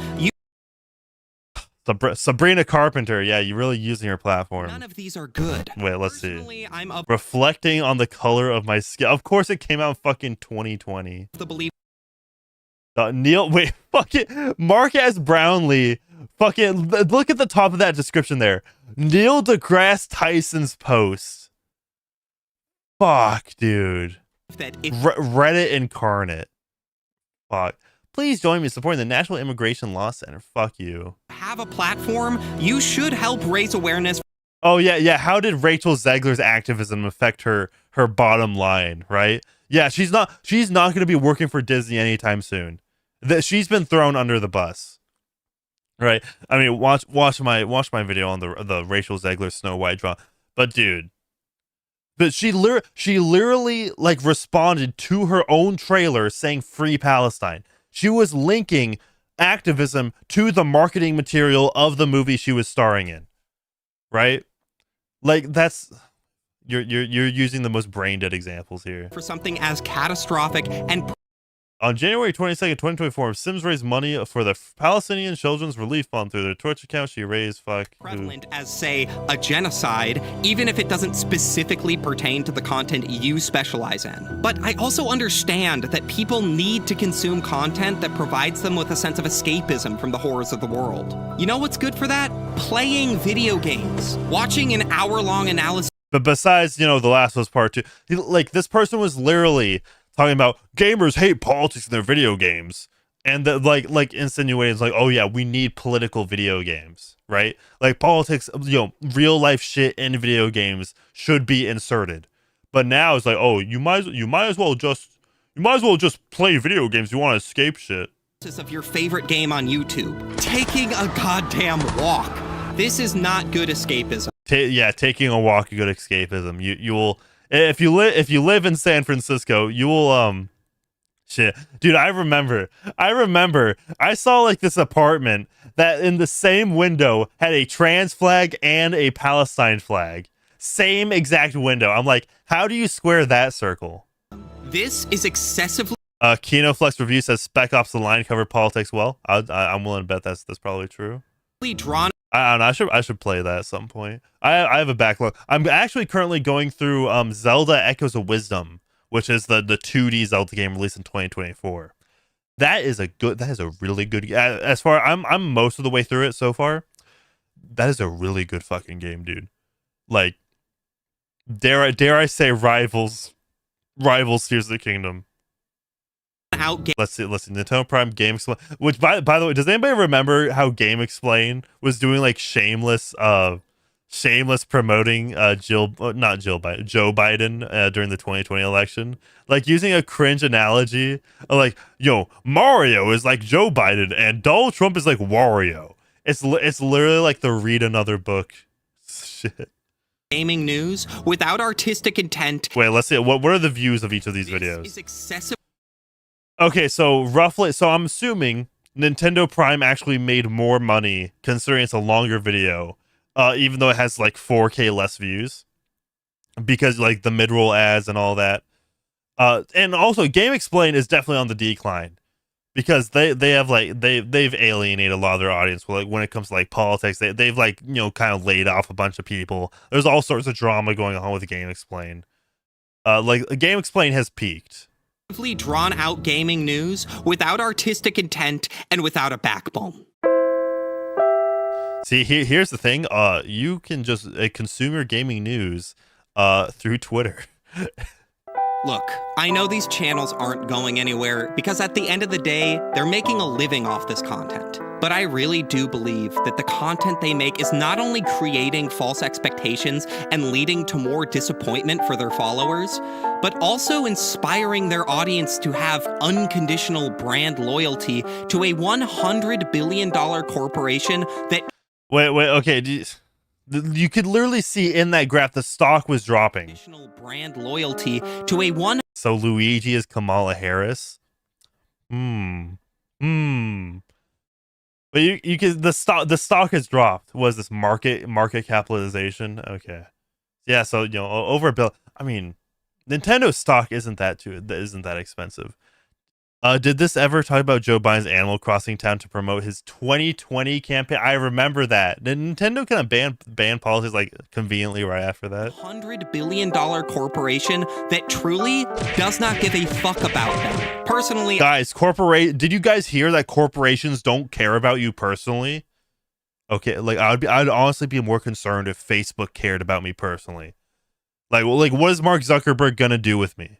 I would love to see a pivot away from content that is just pointless Nintendo consumerism, or journalism that relies on breeding artificial hype while shying away from political context, even when it directly pertains to the story at hand. Because as it currently stands, this is journalism no more than this is a social experiment. That is to say, it's not. It's catering to single-issue gamers who have grown used to tuning out the state of the world beyond what directly affects them and their favorite hobby.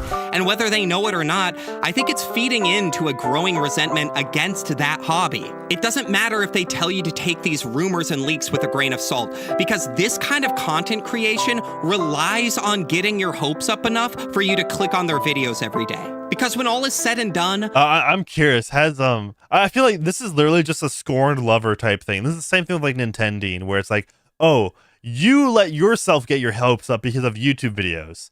Now it's everybody else's problem, right? Like, can somebody tell me that has rumors or leaks genuinely kind of let you down? Like, you're all hyped up about this game or movie or whatever. You're all consuming a bunch of content surrounding it. And then it comes out, then it's disappointing because you're so hyped up by all those like videos and discussions about it. Because I think gamers, like, we like to talk about, we want to talk about what we enjoy, and it's like, oh, what's the next thing we want to, what's the next Zelda game coming out? Oh, where is I don't know, what could Five Nights at Freddy's 3, the movie speculation, right? Like, people like to speculate. I feel like that's I mean, if you obviously like couch it as speculation, right? Like, oh, for to bring it back to like Nintendo and shit. Like, oh, what could be added as DLC in Mario Kart World? Like, oh, are we gonna see like Diddy Kong? Are we gonna see Diddy Kong, guys? Please, Diddy Kong. But let's see. you are clicking on a video of someone who gets paid to be excited for you. What a dog shit video. Press S to spit, chat. What a dog shit. Let's see. Tyrone, the birth controller, says Pokemon Sword and Shield, for me, it got data mined and people were still defending it right after it dropped. Then public opinion shifted. I kind of fell off of the Sword and Shield bandwagon basically after the Dexit controversy, which was after Smash Bros. Yes, include banning the trans flag Smash Bros. Stage, to which a few troons cried about. Yeah, I remember that.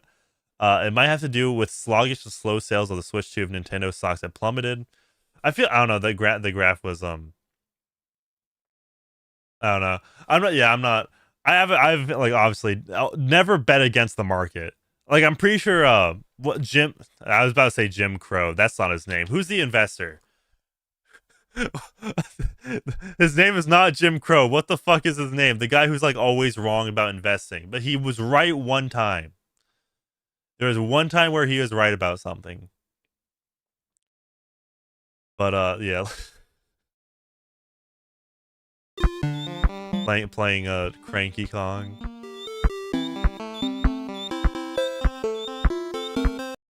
This is ass. This is an ass video. All right. Let's move on. But Yeah, I think just anybody. Oh, because thing like people want to imagine something better or like more like the grass is always greener, right? Like more exciting, more different, and all that. It's like since the Switch 2, the Xbox Series X, and the PS5 are they are definitely just continuations of their previous consoles, more so than ever before, really. That it's like, of course, it's not as exciting to inherently talk about, right? Like the PS5 has a different user interface. That's kind of like when it comes to the console itself. Like the Switch 2 has mouse controls, which is useful depending on the games you play. Like there's not many games that really makes use of it. Okay. The fact that no one has said like who that investor guy is, I feel like I'm kind of, I don't know what I'm doing. But all right, let's move on to the next one, shall we? All right, see that one's for the clips channel.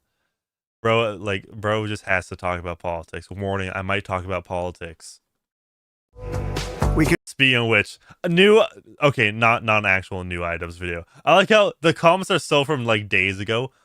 Actually, I probably shouldn't read the comments right now, and I should probably hit the record button. So I actually missed this items video. We have one called from 2 months ago. Let's see, November 11th. Is Trump's trolling secretly based? Based? Saying base in the big 2025, dog. Watch out for Tren de Aragua. They are distributing deadly poison.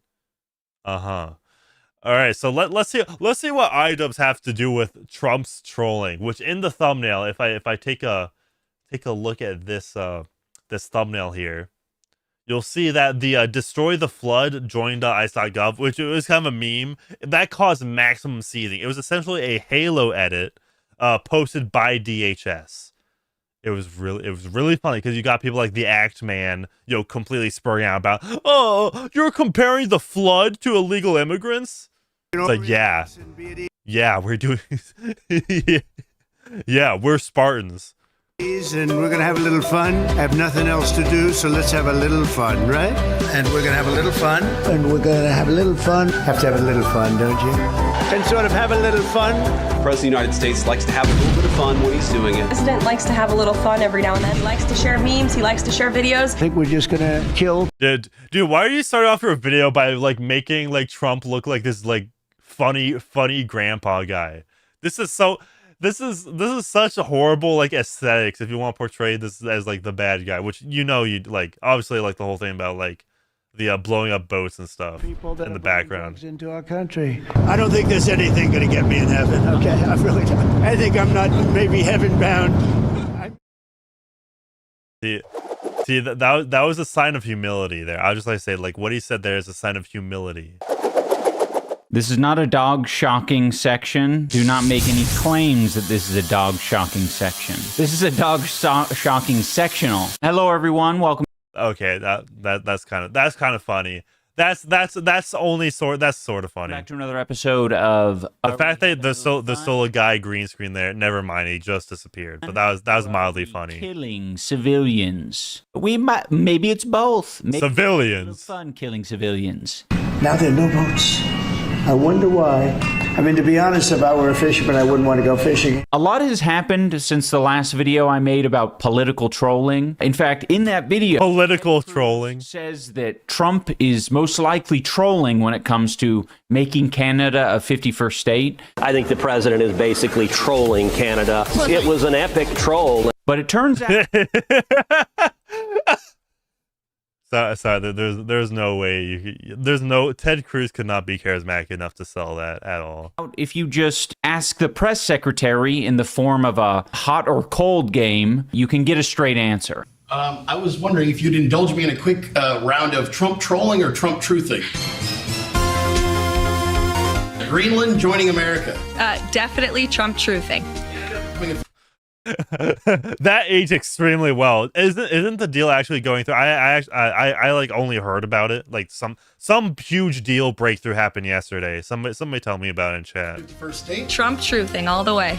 Is this the new for asking questions in the White House? We have to reframe things so that it doesn't seem like you're asking the hard questions. Here, let me fucking slide back in my chair. So, in regards to your conversation with Netanyahu, was it pretty dang awesome or so bad you want to sock him?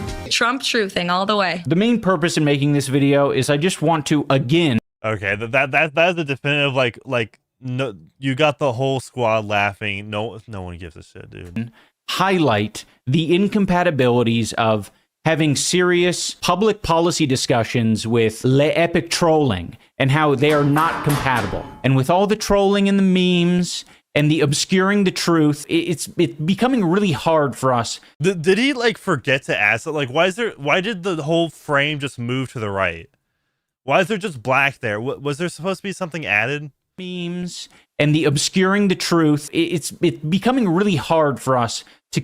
Jim Cramer, that was his name, Jim Cramer, not Jim Crow. Fuck, dude, it finally came back. Thank you, Dorpheus. Yeah, that's the investor guy. He actually made a correct prediction for once. Keep these politicians accountable. I want them to be suffering. I don't want them to be having a little bit of fun. The president likes to have a little fun every now and then. He likes to share memes. He likes to share videos. I'm a little bit torn with this first thing I want to talk about, and that is changing the name of the Department of Defense to the Department of War. It's time to win again. The president announcing a proposed name change. White woman jump scare.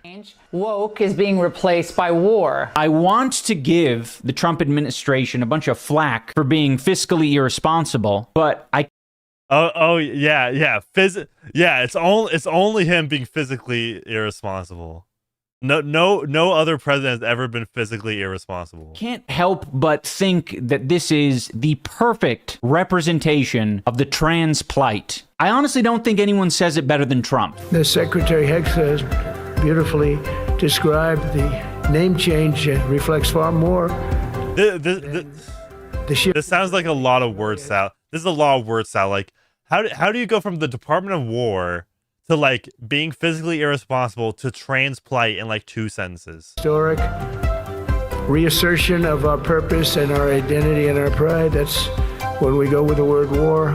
But beyond that, they now have to come up with the reasoning as to why they did a name change. The reasoning is, I'm going to be honest, it is pathetic. So we won the First World War. We won the Second World War. This country won every major war after that, to include World War I and World War II. We haven't won a major war since. We won World War I. We won World War II. We won the World War I, World War II. We won World War I and World War II. We won the First World War. We won the Second World War. And then we decided to change the name. Yeah, we totally won those wars because of our name. Couldn't be the allies that we had. Couldn't possibly be the... Okay, this is the most this is like millennial slop, but like a decade after the fact, right? Talking about politics and geo-history, but while fucking Donkey Kong Country music in the background. Firepower we had. Couldn't possibly be the millions of Americans that gave their lives to fight for the country. Couldn't possibly be any of those extremely realistic reasons. It's gotta be the name. I hate to break it to these guys, but Dark Woke can use the exact same brain-dead logic. Look at how many people have... He said Dark Woke, ironically. And by the way, I'd guarantee that every single soldier that died in both world wars would definitely call IDUPS a slur. Have died under the name Department of Defense. Look at all the people who died while it was Department of War. I vote Department of Defense. I don't want that many people dying. Now let's talk about the drug boats. They are saying that there are drug... More Donkey Kong Country. He can't even switch up the games. Boats off the coast of Venezuela and Mexico.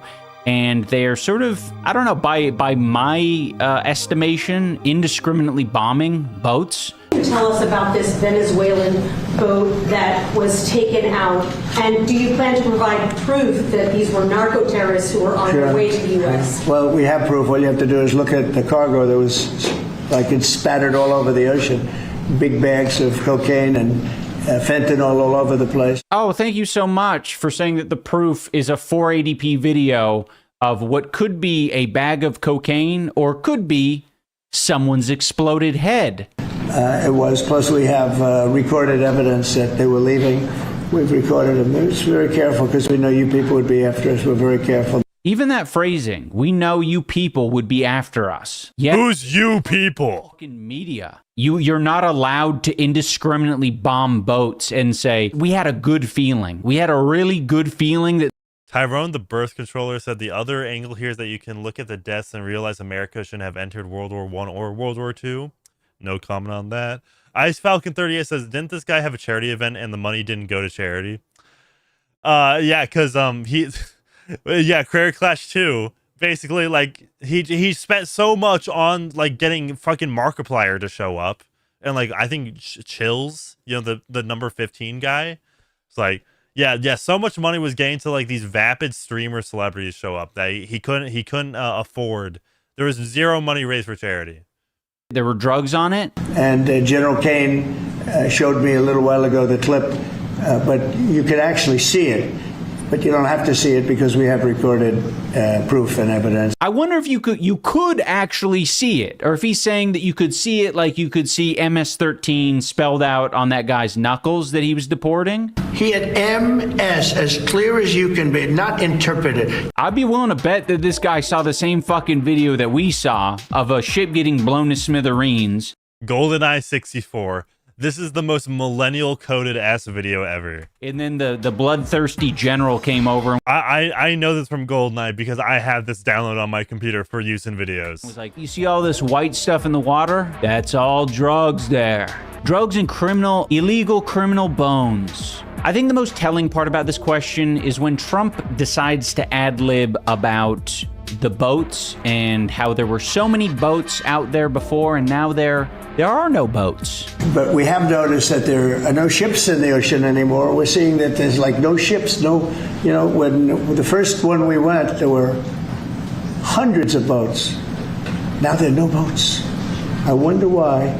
Meaning, because you blew the shit out of them. No drugs are coming across. Probably stopping some fishermen too. I mean, to be honest, if I were a fisherman, I wouldn't want to go fishing. Just a nice, let's take a little trip, because I'd say, man, maybe they think I have drugs downstairs. I don't want that. Like, he's admitting in this moment that everyone thinks that he will bomb them. Whether you have drugs or don't have drugs, whether you're doing something illegal or not illegal, people are still afraid that they will be bombed. And he admits it right here by saying, if I was wanting to take a quick little boat ride, I wouldn't be doing that. Shouldn't they have nothing to worry about? I feel like long gone are the days when our fascist leaders would say, hey, if you haven't our fascist leaders done anything illegal, you should have nothing to worry about. If you didn't do anything wrong or illegal, there's nothing to worry about. Okay, well, why does Kash Patel always look constipated, regardless of whatever situation he's in? I guess we're doing that too. We're doing both. We're saying you should have nothing to worry about, but we're also saying you have everything to worry about. We'll kill you, or maybe we won't. Maybe we aren't going to kill you. I don't know. See what happens. Go out in your fishing boat. Maybe you pull in too many fish. Maybe you pull in a fish that's too small, and maybe lights out.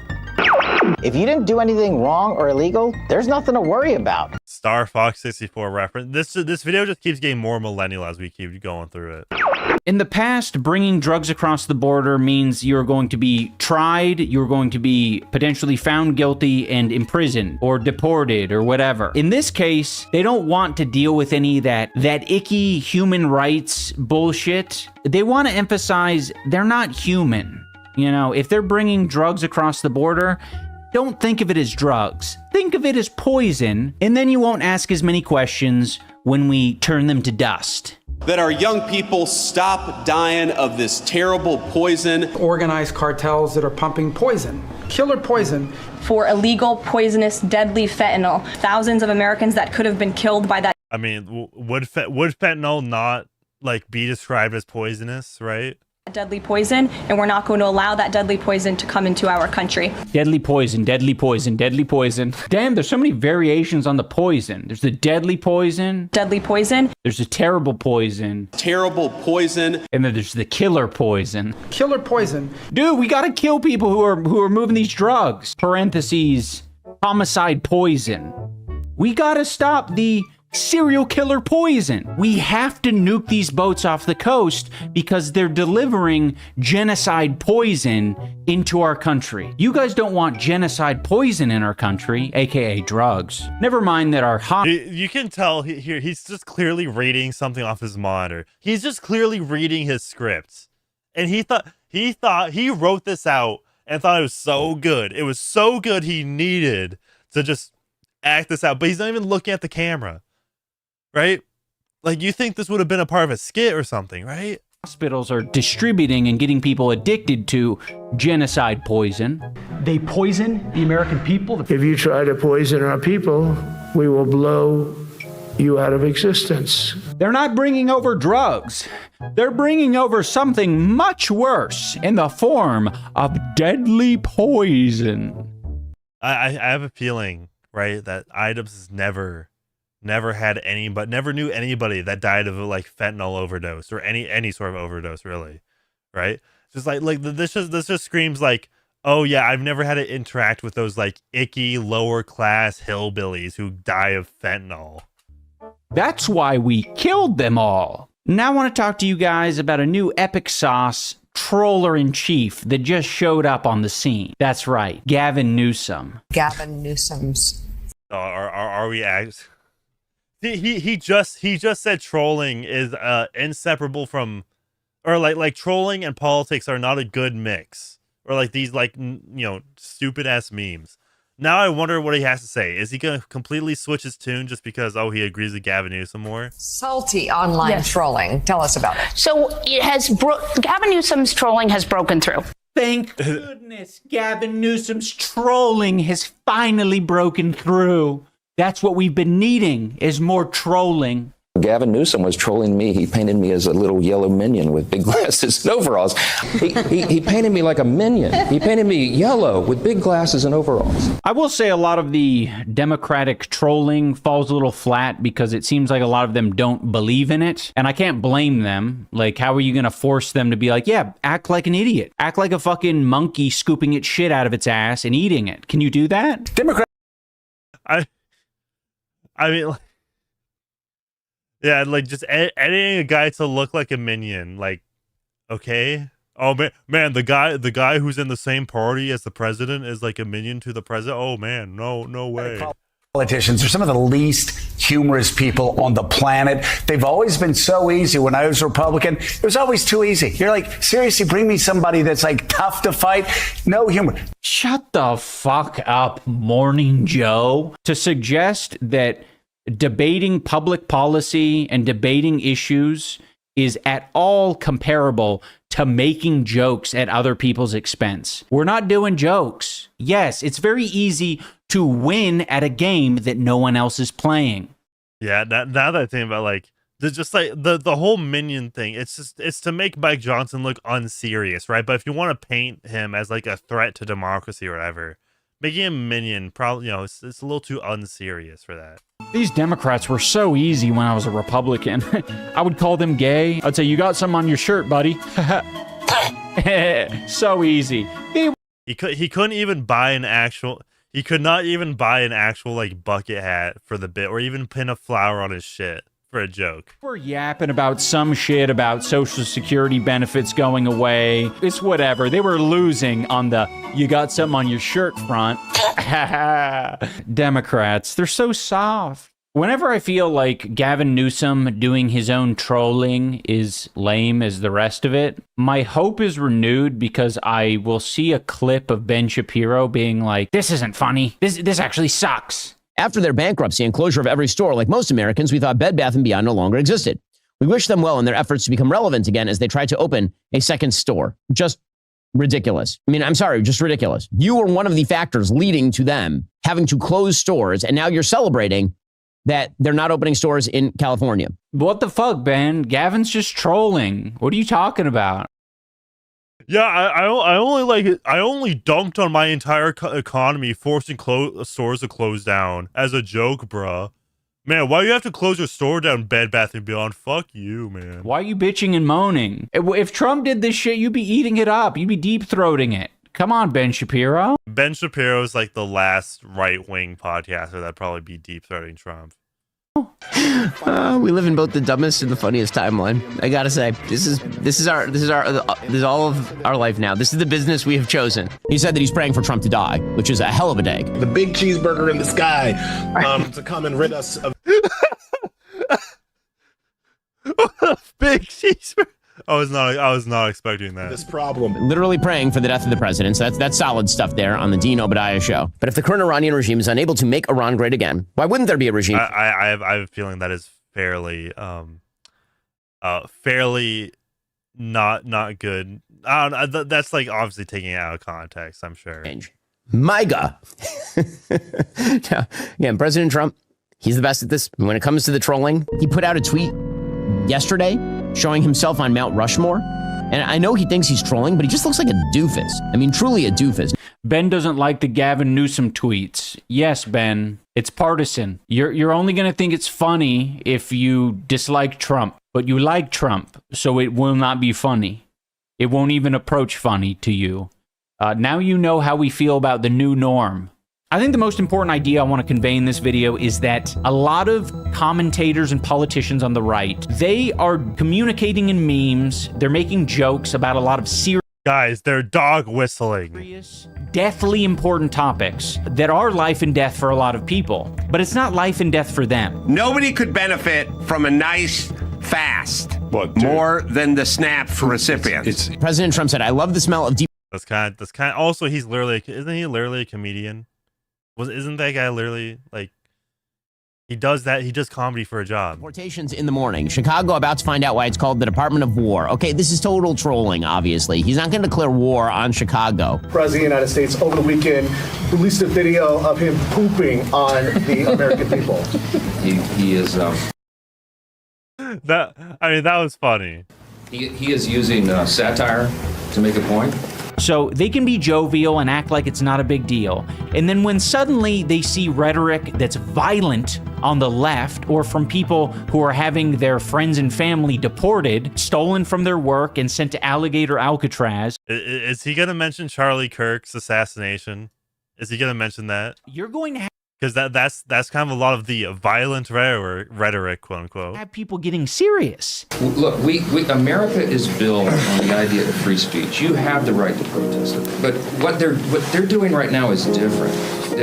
They are trying to incite violence. It's not funny. You don't mock a president who has already had 2 failed assassination attempts on his life. This is not a game. Oh no, you can't say that it's not a game now. When your fucking guy, he is the inventor of the game. So no, you can't come out here and say, guys, this is serious. He did he even like show what the context was of what the whatever Mike Johnson, is that his name, whatever he was talking about, right? Because obviously if somebody is like kind of doing a like in Minecraft thing, like a threat against the president, right? That is more serious than whatever like this AI slop is. And also he's showing literal like some like death metal band. It's like, wait, this video was uploaded before Kirk died. It's November 11th, so this would have been 2 months after Charlie Kirk died, because he died September 10th, I believe.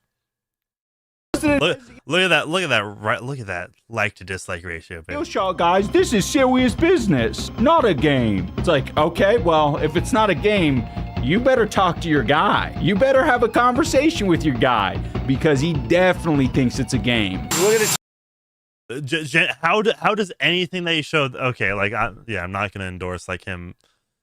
I'm not gonna endorse a Trump Bible at all. It's like, okay, well, if it's... But like, what literally, genuinely, what else is it? What does this have to do with like assassination attempts? Not a game. You better talk.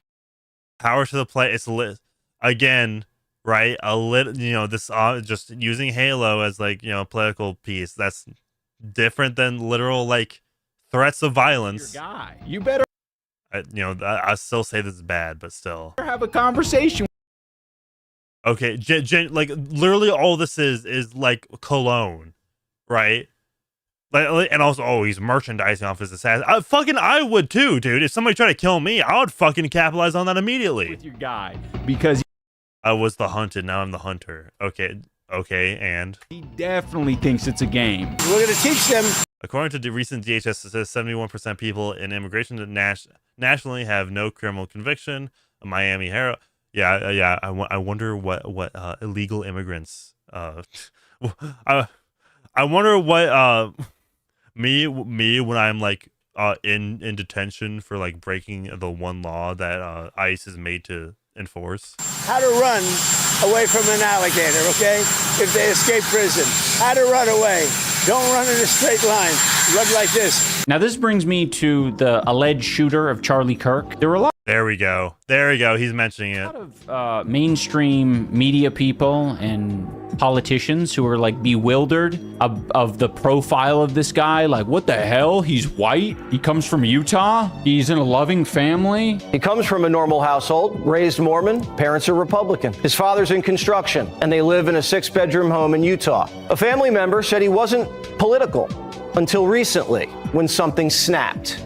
Oh, I get it now. He was indoctrinated by woke and furry woke trans. Makes sense. Etched apparently on the bullets were all gamer and or trans oriented slogans. Notice his bulge, OWO, for example. We know he wrote slogans that come from the trans community. He wrote about the Who the fuck is this guy? Who are you showing here? How brain rotted are you to know who this man is? I've never seen this man in my life.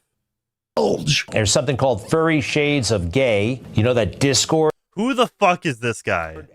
What is the Greg Kelly? Who are you showing here? You're showing like the most niche things. Like, this is what mainstream media is showing. Who is this guy?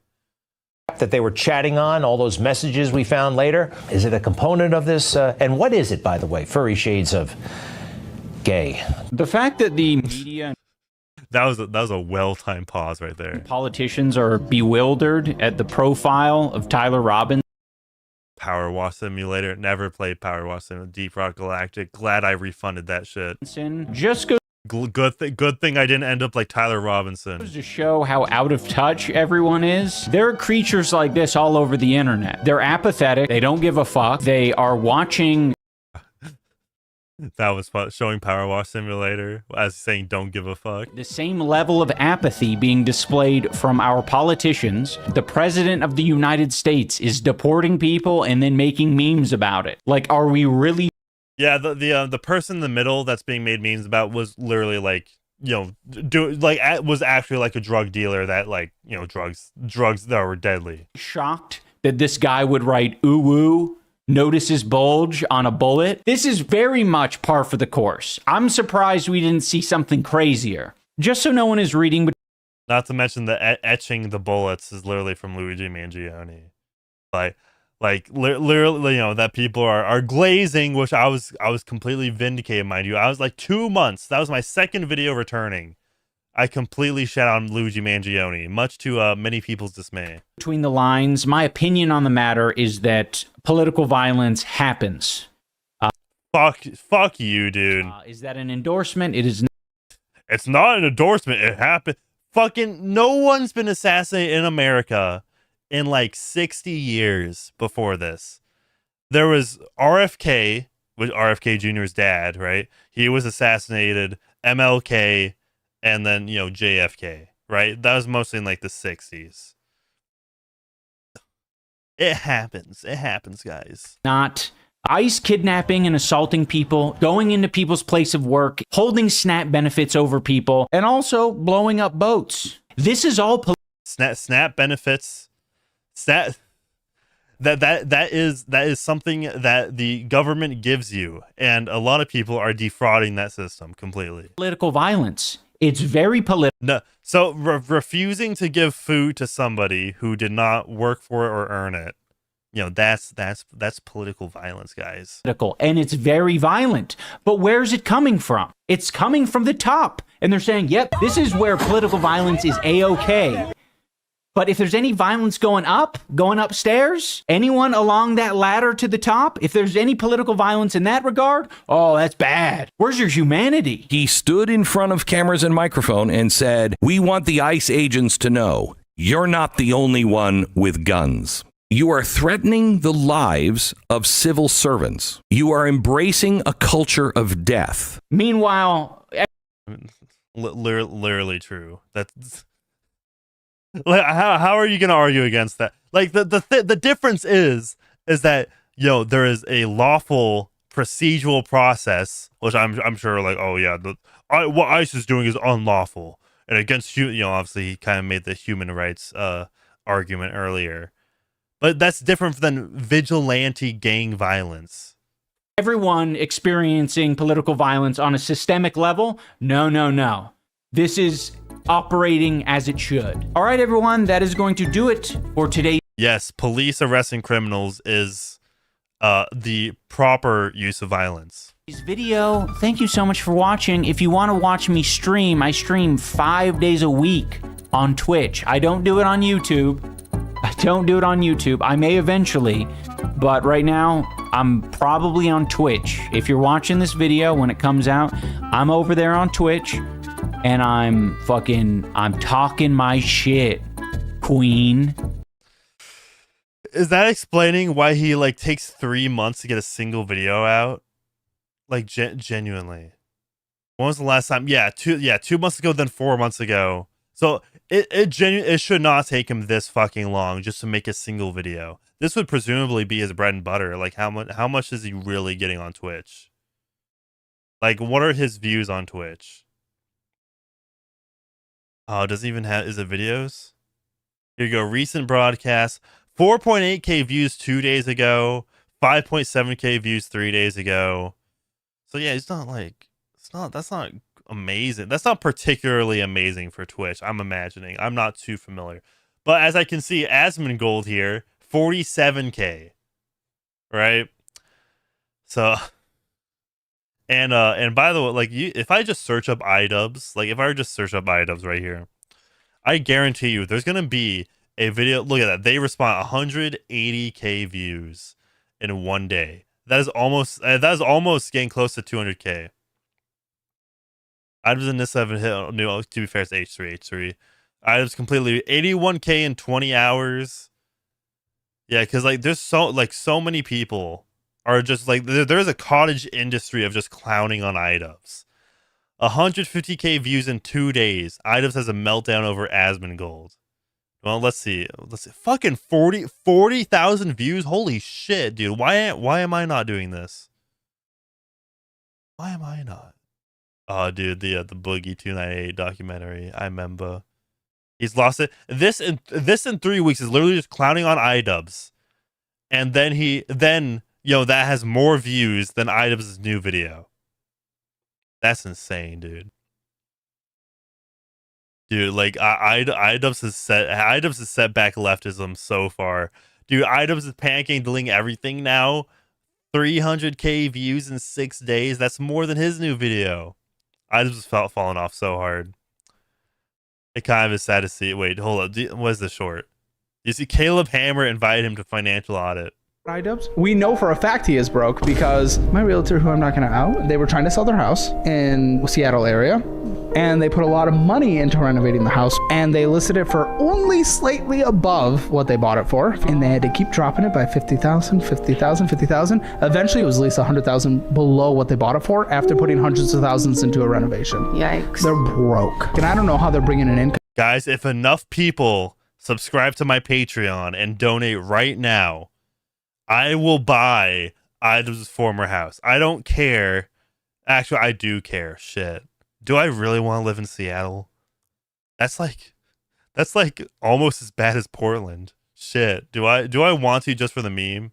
I could also be in what other like lolcows live in Seattle? Darkside Phil. Does Onision still live in Seattle? I'm pretty sure he used to live there. come right now because they don't get views. Well, there's always an open seat in this office for Mr. iDubbbz if he wants to come in. Yeah. Please. We need to see. I want to see iDubbbz on financial audit. They probably more than any other creator need a financial audit. I'm not going to be hostile towards you. I know you're far left and I don't really like extremism on either side, but we let the guests set what they're okay to talk about and what they're not okay to talk about, and we respect it. I think his wife does OF, so maybe that's how they bring in some money. iDubbbz. That dude, and like this has over 1 million views, almost 1.5 million views. Caleb Hammer knows how to run his YouTube channel, dude. He really does. Dude, is my video not showing up anymore? Because I remember whenever you'd search up iDubbbz, it used to have my short. I don't think it's there anymore. That's unfortunate because it had like 3 million views. That's probably how a lot of you know me back in like 2023. But did you hear the iDubbbz Iran iDubbbz controversy? I have. Let's see, iDubbbz Iran. I know there's some clipping channels for iDubbbz now. Is this a Ida? Okay, let's. What is this? Big Bone. Is this a clipping channel? Let's see. Singing and dancing like on the street, it just feels weird because if you do that in Iran, like they can arrest you. You know that? So like basically what these people are saying is that Iran is like pretty, you know, for lack of better words, fascist, authoritarian, right? You can't do shit like you can do in America. You can, like, if you dance in the street, you get arrested. If you like chew gum in public, you're arrested, you know? Like this, like it's a little eye rolly, like why are you presenting it like it feels like he's fucking paid to do propaganda for the US. Also, look at the face cam. Why is the face cam like it's not even showing anybody? Just why is it vertical? Literally make it horizontal so you can see both of your faces if both of you are going to be in there. Yeah. Like the US, like. So this is so strange to me because iDubbbz doesn't even know how to use OBS, bro. Seeing everyone having such a good time here, being so free and laughing. But in Iran, how do you stream 5 days a week and you're still this shit? You would be arrested on the spot for having any sort of joy. If you were ever feeling joy, they would arrest you in Tehran, Iran. Like it's just so. Yeah, it's a little over the top. Yeah. Listen. I'm genuinely curious. Do you think iDubbbz would be it would have any success at all if it was just like post like say 2021 iDubbbz? Right? Like let's just say that iDubbbz just appeared out of nowhere in 2021 with Anissa, always in the picture. Do you think he would ever be successful as like a bread tuber? You know? Like say if he didn't have all his past baggage as like, you know, the content cop and the bad unboxings and I have crippling depression. Do you think he would gain any sort of viewership or like loyal fan base? I don't know. Genuinely something to think about. Yeah, he's in a marabou of the ass. Maybe a marabou. Too much. You're right, Psychonaut. Maybe he's imagining people dancing with their tits out in the U.S. They're doing the fucking. Maybe he's imagining it's so much worse. This capitalism is so great. Singing. Made it about capitalism award. I can feel the freedom. Yeah. Yeah, it's starting to make her uncomfortable. What? You can't have your dog On a leash? even on a leash. But where in are the you supposed to street. keep it? I don't know, at home. Shit, being an immigrant is like that's a really good way to like be on a first date, right? Like in my country, that's like an easy something to talk about. Man, guys, you have to be immigration maxing, guys. Okay, so you don't know. Everything has changed. I just don't think 48 hours ago, Yeah. I was in Iran. Everything was. No shot. That's true. None of this is true. That's what's so annoying about it. This is so. This is going to be a lot of people's exposure to Iran. Iranians and Iranian culture. They're like, I guess You can't have dogs in Iran. You can't put a dog on a leash. he just grew up conservative. Yeah, and he just didn't have. Because a lot of Muslims don't have Right. dogs. That's why you have to ask the follow-up questions. Her follow-up question told you all that you needed to know. Yeah. Like, Where do they keep it? I have no idea. Okay, so you just don't know about dog culture in Iran. Obviously not. Why should? And I'm assuming this is taking place in America. Like, why should an American or somebody who's not Iranian, right? Why would they know about dog culture in any other person's country, right? Like, oh, what's dog culture in India? Actually, don't answer that. I'm assuming dog culture in China ain't too great either. That's so interesting. Like, Just saying whatever. like you really, I have to be, I have to be careful about the words. You can speak freely here. You're in America. Are you But, they're going to come find me and they're going to drone strike me. The Iranian government will drone strike me if I say mean things. Listen, he's planning on going back potentially, okay? And if he wants to travel back, he's got to be careful with what he says. Bro, are they going to check his last 5 years of social media history? Sorry, this is just so, yeah. He's so scared. The producer, this is America. You can say whatever you want. Yeah, the producers almost never say shit, and if they do, they'll cut it out. Yeah. Here specifically, they're like, no, let's make sure it's all in there. We want the full context. He's nervous in this moment. Let's comfort him because he's now in the land of the free. Everything's perfect here. Yeah. Anissa hates America so much despite literally moving to America. She's a Canadian who moved to America and hates America. Tyrone, the birth controller, says Idubbbz is retarded, but he accidentally gets this correct. IMO. The opposition in Iran is entirely foreign. There is so many paid-off Iranian immigrants to support Pahlavi who haven't lived in Iran. Yeah, I don't know. I don't know about that. That people come here because they want our green cards. Ugh. I'm worried about my family. It just goes back to the politics stuff, and It's not comparable. yeah. Okay, brother. Are you ready to go home? Is it gonna be way different than here? Oh, yeah, for sure. I feel like I had a sunglasses in Iran that I could see everything darker, but here everything looks more colorful. Well, it's Mardi Gras. Dude, It's dude, Mardi Gras. he is talking like he's writing what is this? It's so performative. It's annoying. He's writing a new American anthem. No. You know what? It reminds me of when you're in English class or something. You're being taught a concept, and you need to demonstrate that you understand the concept of symbolism or descriptive writing by like overdoing it in your paper. You're like, I don't talk like this. Yeah. Such a big fat lie. Yeah, dude. Shit is. It's almost like he was waiting for someone to say, like, you mean like rose tinted glasses? Yeah, that's it. Yes. It's almost like I was swimming through a cloud of shit in Iran. But now that I'm here, all of the shit is gone. And then he looks the other camera and he goes, "Thank you, Donald Trump." And livable. I can totally feel the freedom here. I told you 100 Okay, times, so but never go back. I really feel like I'm still dreaming. Dude, there's probably a whole host of content that's just clips from Idubbbz. Oh, Idubbbz did respond to why he won't appear on Financial Audit. Financial Audit? No, dude, fuck that guy. He's so creepy. I don't want anything to do with freaks. That is like red alert.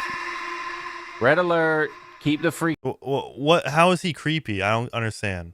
away from me, please. I mean, the freaks aren't going to shut up. I don't anticipate freaks. But do it to troll him.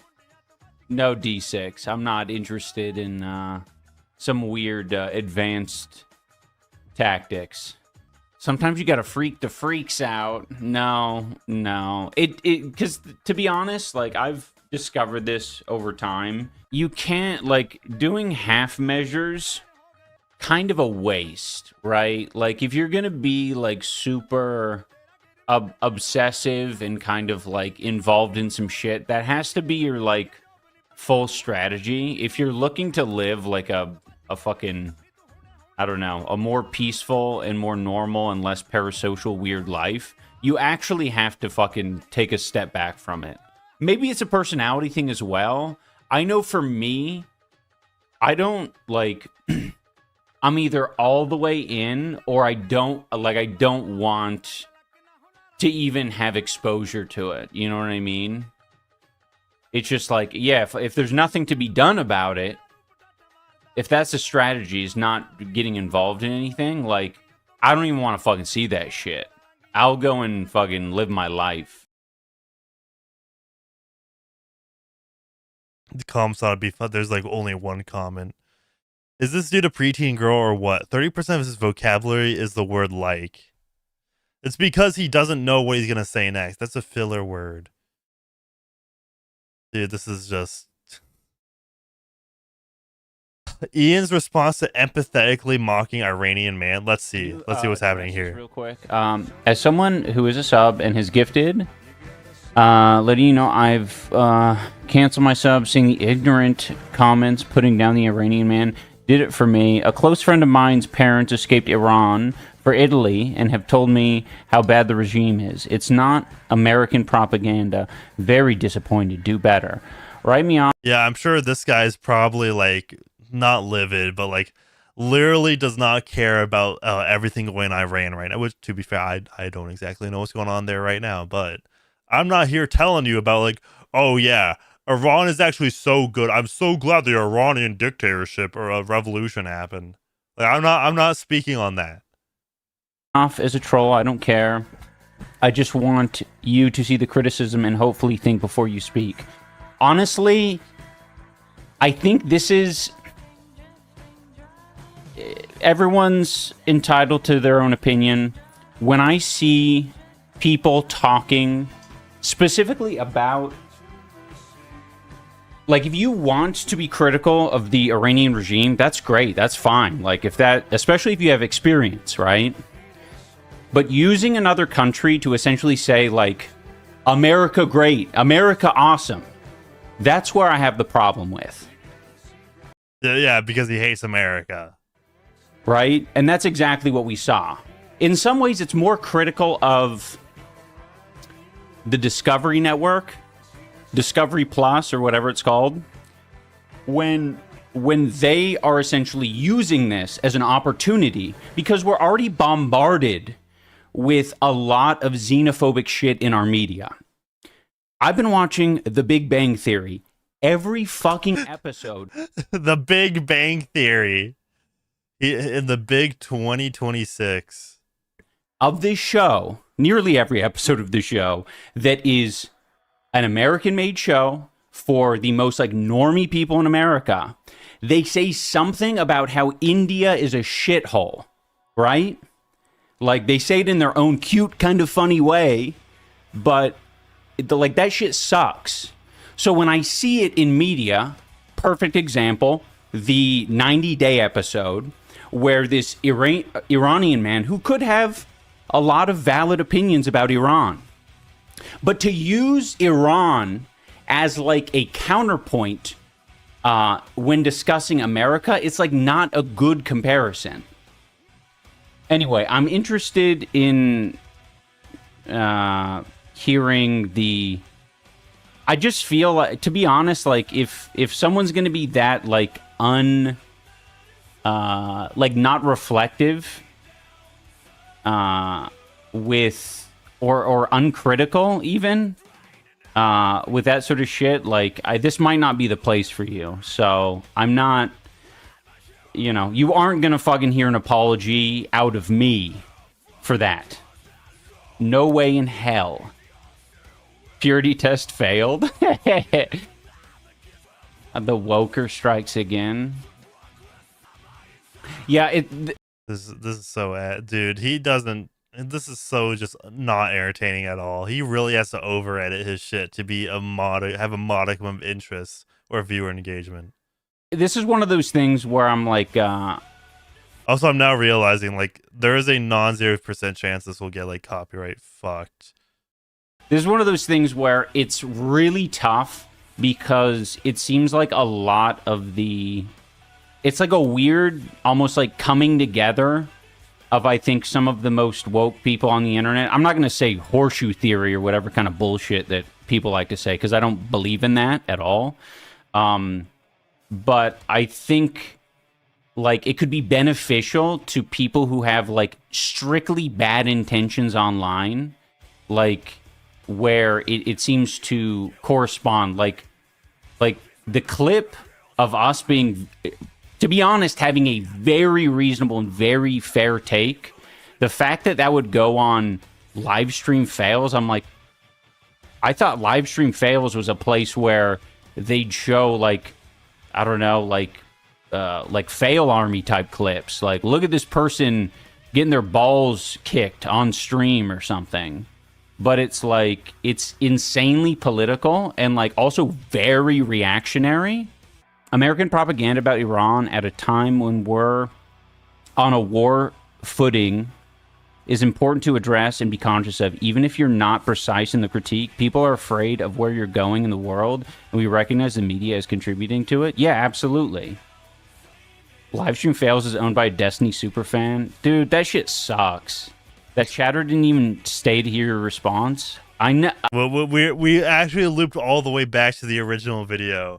That was like, oh yeah, live stream fails. Now it's being accused of like being for Destiny, which to be fair, like that would be if there's a mod using his mod power to sweep for Destiny, like refusing to show his bad clips, then that would be an actual scandal. That would be an actual scandal. But all right, this is gonna be the last video of the stream. This one's the Persona fandom sucks. I've been Kite Chaz told me to react to this. So, the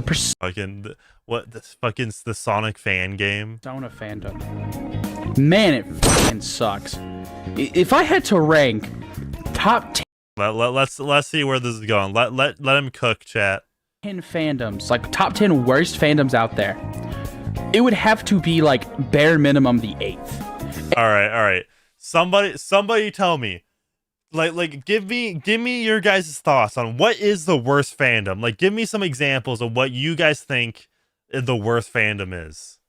And look, I know that doesn't sound bad, but with how many vile fandoms there are, it's pretty fucking impressive. It's no wonder that so many people are kind of iffy on joining it, like, in playing the games. And, like, yeah, look, the games... Me when I make shit up because I'm addicted to Twitter. Wonderful. I love Persona. I love Atlas games. I love the stuff they make, from fucking SMT to Persona to fucking Metaphor. I'm still early game Metaphor, so... But... I've even played P2. So before anyone calls me a fucking tourist for all the shit I'm about to say, just... Oh no, guys, he's played a Shin Megami Tensei game. We can't call him a tourist. No. We can't call him the T word. I'm more a Persona fan than half of y'all. I actually play the games. And I played P2, which, like, fucking 5 people ever enjoy that game. Almost everyone like, only knows it for, like, oh wow, the funny game where you throw hands with Hitler.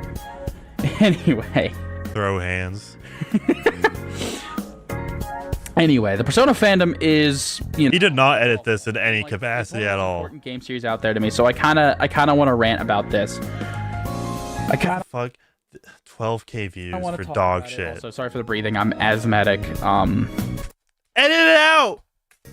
I don't tell any people about that, and I might as well open about that now. You can edit it out. So, no, I'm not some fucking 500-pound basement dwelling cave troll. I just have trouble breathing because God fucked me when I was born.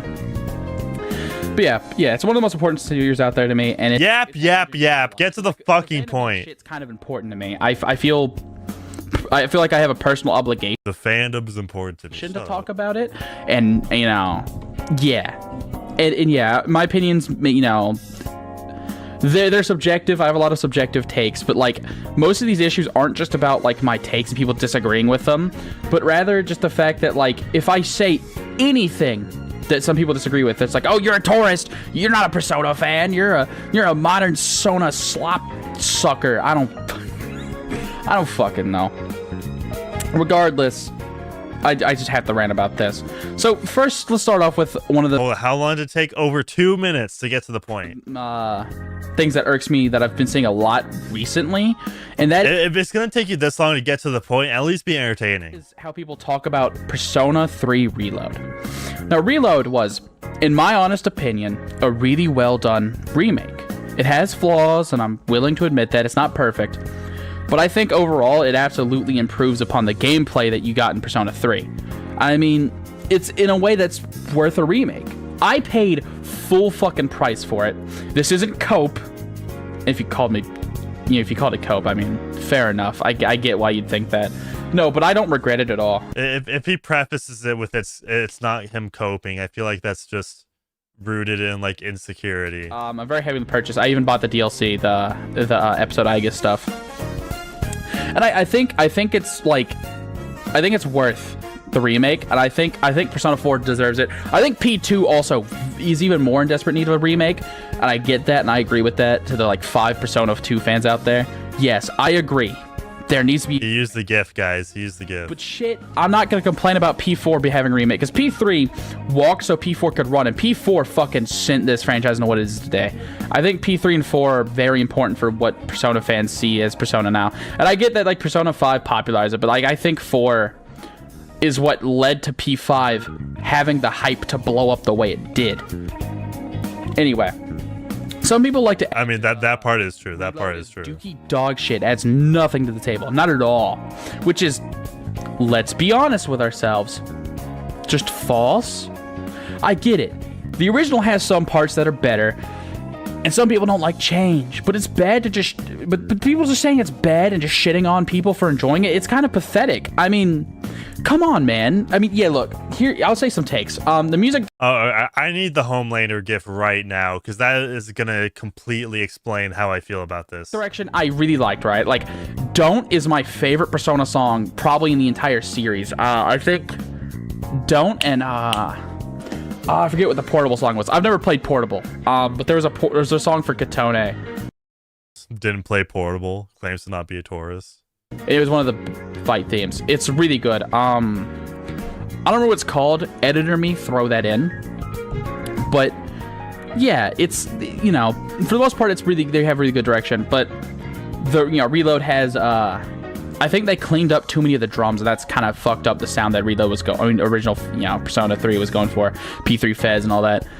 Like, Iwatadai Dorm and Master of Tartarus are really good examples of, like, how they fucked that up, because the drums are way too clean. The new mixing is fucking better, but the drums they fucked it, dude. The drums, you don't clean drums like that. Like, that industrial sound is, like, what the sound is. That's kind of just... This is how I feel when somebody has the same opinion as you, but they express it in such an annoying and obnoxious way that you low-key don't want to agree. That's his takes regarding the remake. The whole theme of the sound. I don't know. I'm ranting about music. And there's another thing. People were bitching about... This is meandering dog shit. Why did people want me to react to this? The animation in Persona 3 Reload. And, like, look, I get it. The the animated cutscenes and all that stuff from fucking original Persona 3, they're great. And from Fez, I think we're also pretty good. But to say that Persona 3's Reload's animation looks amateur, shut the fuck up. Actually, like, no, it doesn't look amateur. You could say you don't like it. You can say the original's better. But to call it amateur work is stupid. I'm sorry. Like, do you know how to make 3D animation? Go on. Show me. Show me. I want to see your work. Let's see. If you think it's amateur work, show your credentials. Prove it to me. Oh, what? You can't? You don't know how to animate? Well, yeah. Maybe you shouldn't call shit amateur if you know what you're talking about. And anyway, I'm gonna have a fucking aneurysm thinking about this. Is this the worst video ever, chat? It's just stupid. Moving on from this, I've ranted a lot, like already like 5-6 minutes about fucking P3. So let's move on from that and go to the Persona 4 Revival announcement. I was... When are we talking about Persona fandom, dog? Ecstatic when I saw that announcement. And, like, how could I not be, you know? I was already kind of, you know, I was one of those people, like, fucking inhaling hopium and fucking be like, oh my god, I heard about the leaks about the remake. I was upset hearing that fucking Yuri Lowenthal won't be returning as Yosuke, because I think he kind of made that character. His rendition of Yosuke was fucking amazing, phenomenal. But you know, I was excited. I was ecstatic. I And I will admit, yeah, the trailer was lackluster. But I don't blame them for it, and I wasn't upset about it when I first saw it, and I still am not now, because there's a reason for it. And before we continue, I want to say right now, yes, I'm late to this. I'm just now getting so pissed. It takes so fucking long. He's late to everything in this own video, dog. It feels like I'm taking a million years just to listen to this. That I want to make a video ranting about this fandom. And yes, I wrote a script in like 20 minutes and I'm still going off of script. And this is a scripted video? How are you this garbage? How is it this bad? It's scripted. Script and whimming, going on a whim and shit and yapping. But shut the fuck up. And yeah, I know I'm late, but yeah. Regardless, people were just going like, oh, it looks like shit. It looks awful. It looks ugly. Yeah. It's not fucking done yet. It's not even that it's not done. It's barely in the fucking works, or it was barely in the works. I don't know how far it is along now. You can tell it's early development because when he goes out of the shrine area, he just kind of just like fucking clips down. And it's like, dude, yeah, no shit, it's early development. They barely have the fucking main city street. They barely have the end of the street, bro. Come on. Like, yeah, it's not done yet. The only thing they have to show off is a classroom, a few TVs, and you walking down a road. It's like, yeah, I get there's not much to show, but when you use your brain, like, yeah. You think a finished product is someone running down the road? Like, yeah, it's fun to meme on it, and it's fun to fucking laugh, and it's fine to be upset that you didn't see more, but, like, using logic and reason, you should understand that, yeah, it's an early product, it's barely in a placement, and you're like, well, why'd they do it anyway? Well, maybe they shouldn't have shown off shit gameplay if it wasn't ready. Why'd they show it off? Why'd they have to announce it? Why didn't they just announce it instead of, you know, putting together a little, like, quick little intro? And it's, well, they want to keep the hype alive. I do think they should have just announced it and stopped there. But, like, come on, dude. Like, you let them fucking maintain hype. That's what they're doing. They're scared the hype will die down. And, like, yeah, that's how, like, teams are. I guess they're stupid and didn't think it would leak as, like, the way it did, because it leaked the same fucking way Reload had. But, like, yeah, no, fucking... Just let them have that. I get it. It's stupid. You can criticize them a little bit for being dumb to let that leak in the first place. But, like, yeah, you could understand the freak out. It's like, getting mad about it not being done. It's like watching someone write a song, hearing just the bass line being recorded and going, man, this song's kind of fucking boring. Like, they aren't just recording the first part of the instrumental. You haven't let them do the drums or the guitar, you know? Games aren't made in a day, all right? You know how Rome, you hear Rome wasn't built in a day? Games aren't made in a day. It takes time.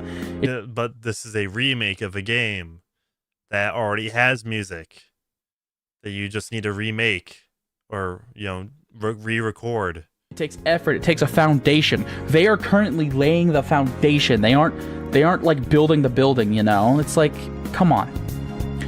And let's move on from this and go to Discourse, which this is an actual frequent thing. Like the Persona 4 revival stuff's old. The Reload stuff was kind of kicking up a little bit recently. And one thing I've noticed too is there's always constant discourse and like hate. And the discourse is, you know, I get it. I get like being pissed at these people because they gonna have same shit. They have no meaning. Is this gonna have one example of discourse? Like, are we gonna see a tweet? Are we gonna see a single tweet pop up on screen? Okay, there is somebody showing up on. There is some Twitter shit showing up later. The same fucking points of like, Naoto is a trans guy and disagreeing makes you a transphobe. And as a trans person, I think that's fucking stupid. If you that explains it. Headcanon Naoto is trans, sure, but I mean that goes against her entire arc of, you know, being accepted as a woman in the workplace, and it's a commentation of women not being treated fairly. That's her whole arc. But I mean, see, even this person understands Naoto's arc better than like most of Twitter. Headcanon trans makes you happy, sure. Just don't fucking force other people to agree with you or accuse them of being, you know, accuse them of being transphobic for disagreeing with you. You know, like, yeah, there's a fine line. Like, you can headcanon where the fuck you want. I don't care, as long as it's not harmful. And I don't think that's that harmful. I think it's just a small little nitpick. And then there's also the people who are like, Kanji is gay, and if you disagree, you're fucking stupid and didn't play the game. And it's like, his whole thing is also rooted in sexism. He does things that are traditionally considered feminine, and it's called gay for it. Yeah, it's rooted in sexism, dipshit. I'm sorry, is that a little mean? I mean, maybe he is fruity. Shit, he might be bi. He's self-conscious about it, though. This whole arc is him being self-conscious about being perceived as gay.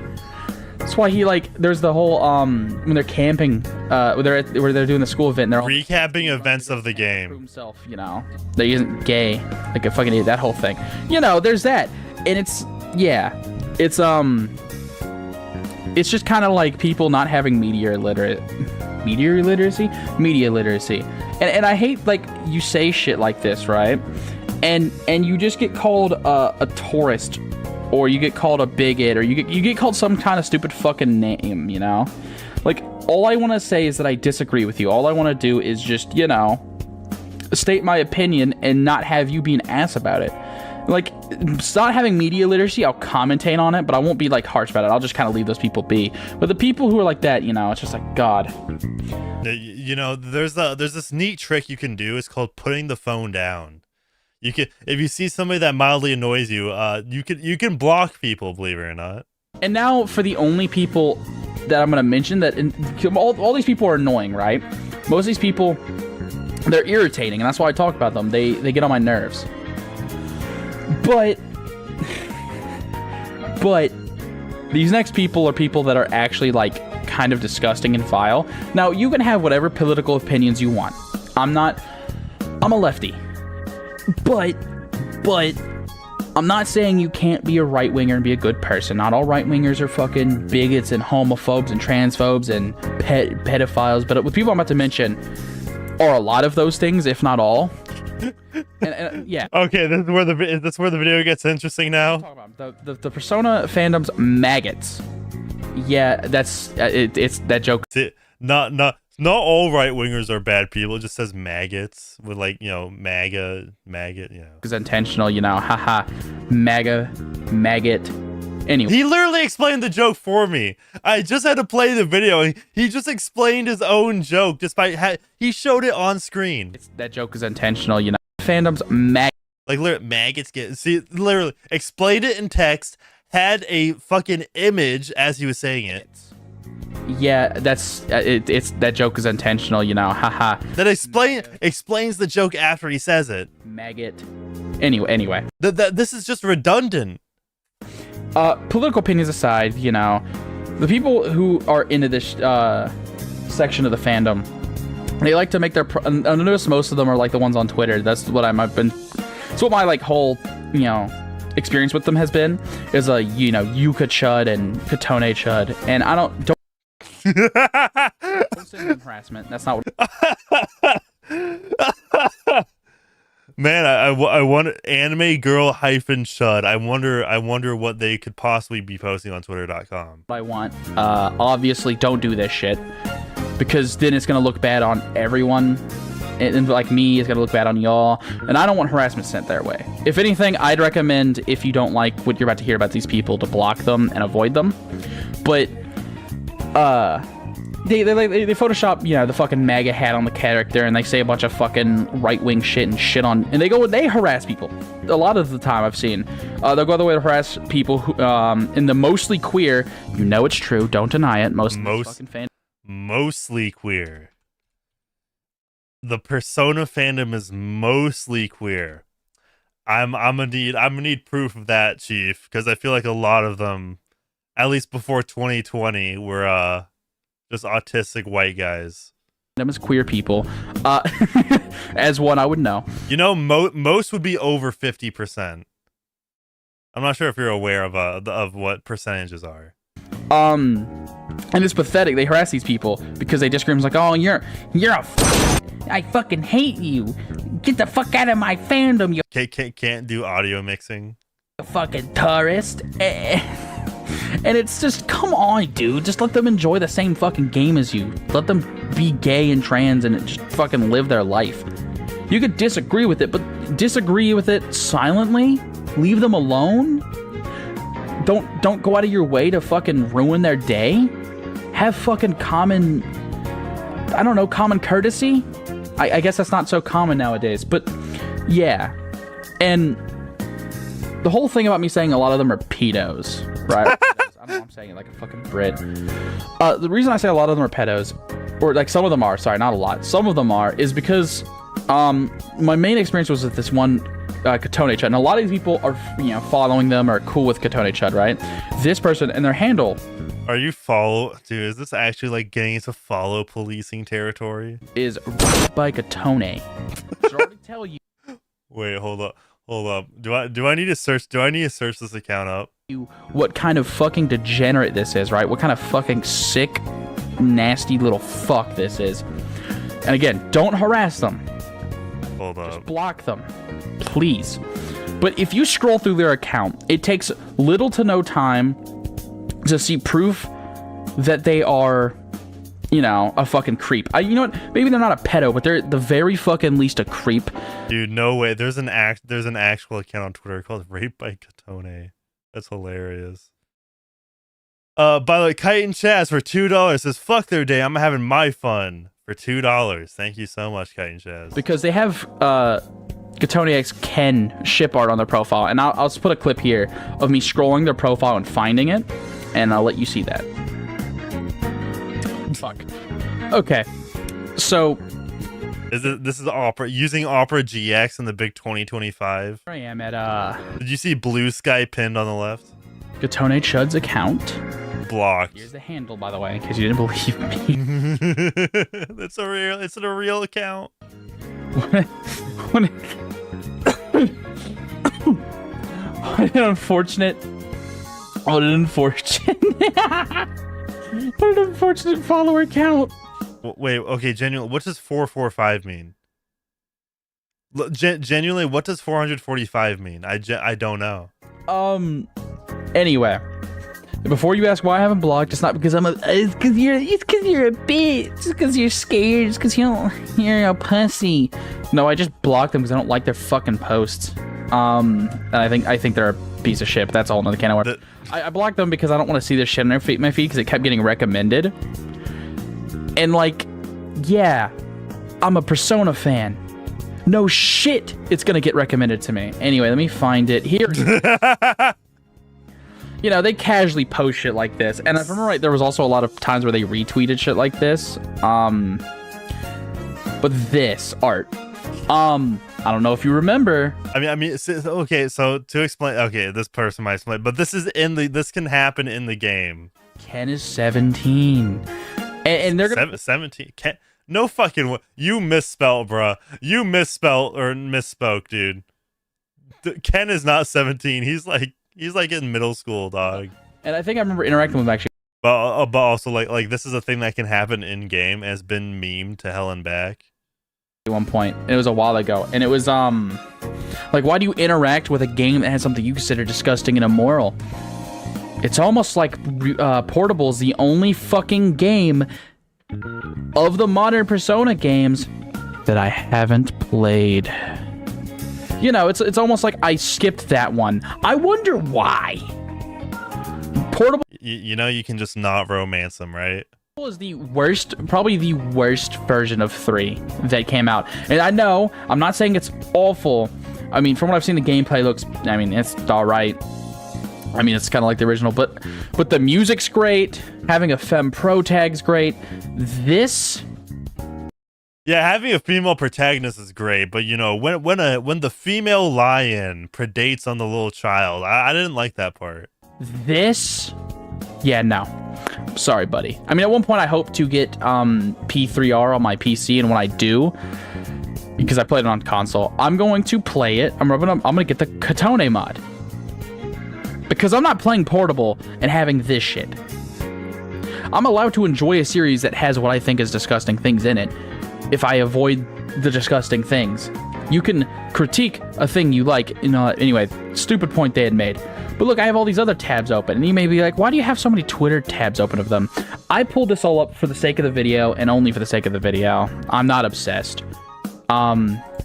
And I was like curious because I was specifically trying to find stuff of them just showing that kind of art, and I could only find that one because they post 3,000 fucking times a day. I'm exaggerating, but they post a lot. But they have some shit like this, which is abhorrent, you know. Yes, joke, very funny. It's gonna be really fun to censor this shit. This was the internet before like 2015, dog. Like I've seen this before. This is nothing new.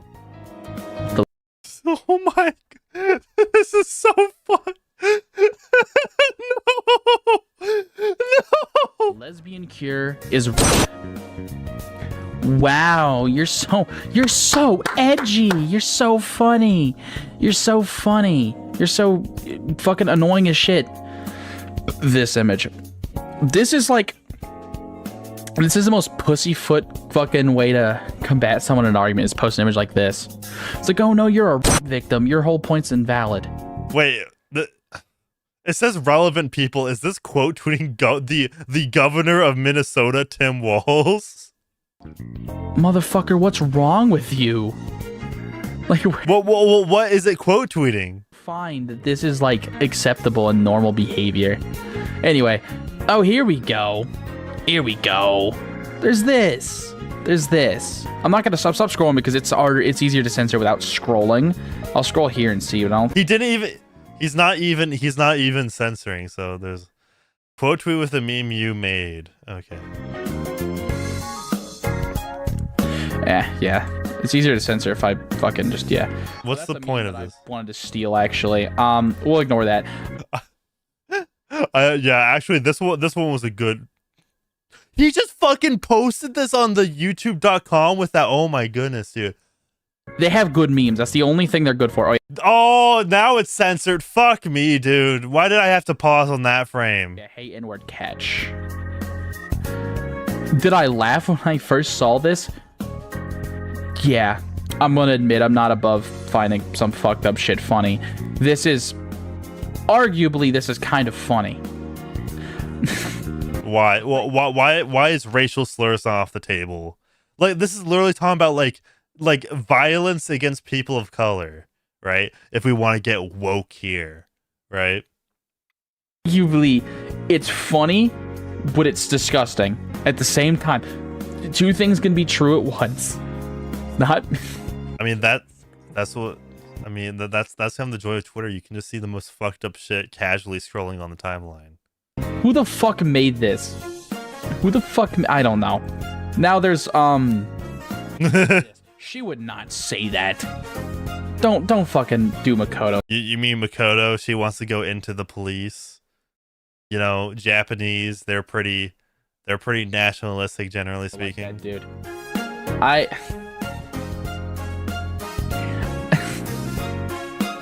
It's just that it's so low effort and fucking badly edited, dude. Why? Okay, this guy calling anything fucking poorly edited and like low effort, that's pot calling kettle black, I must say.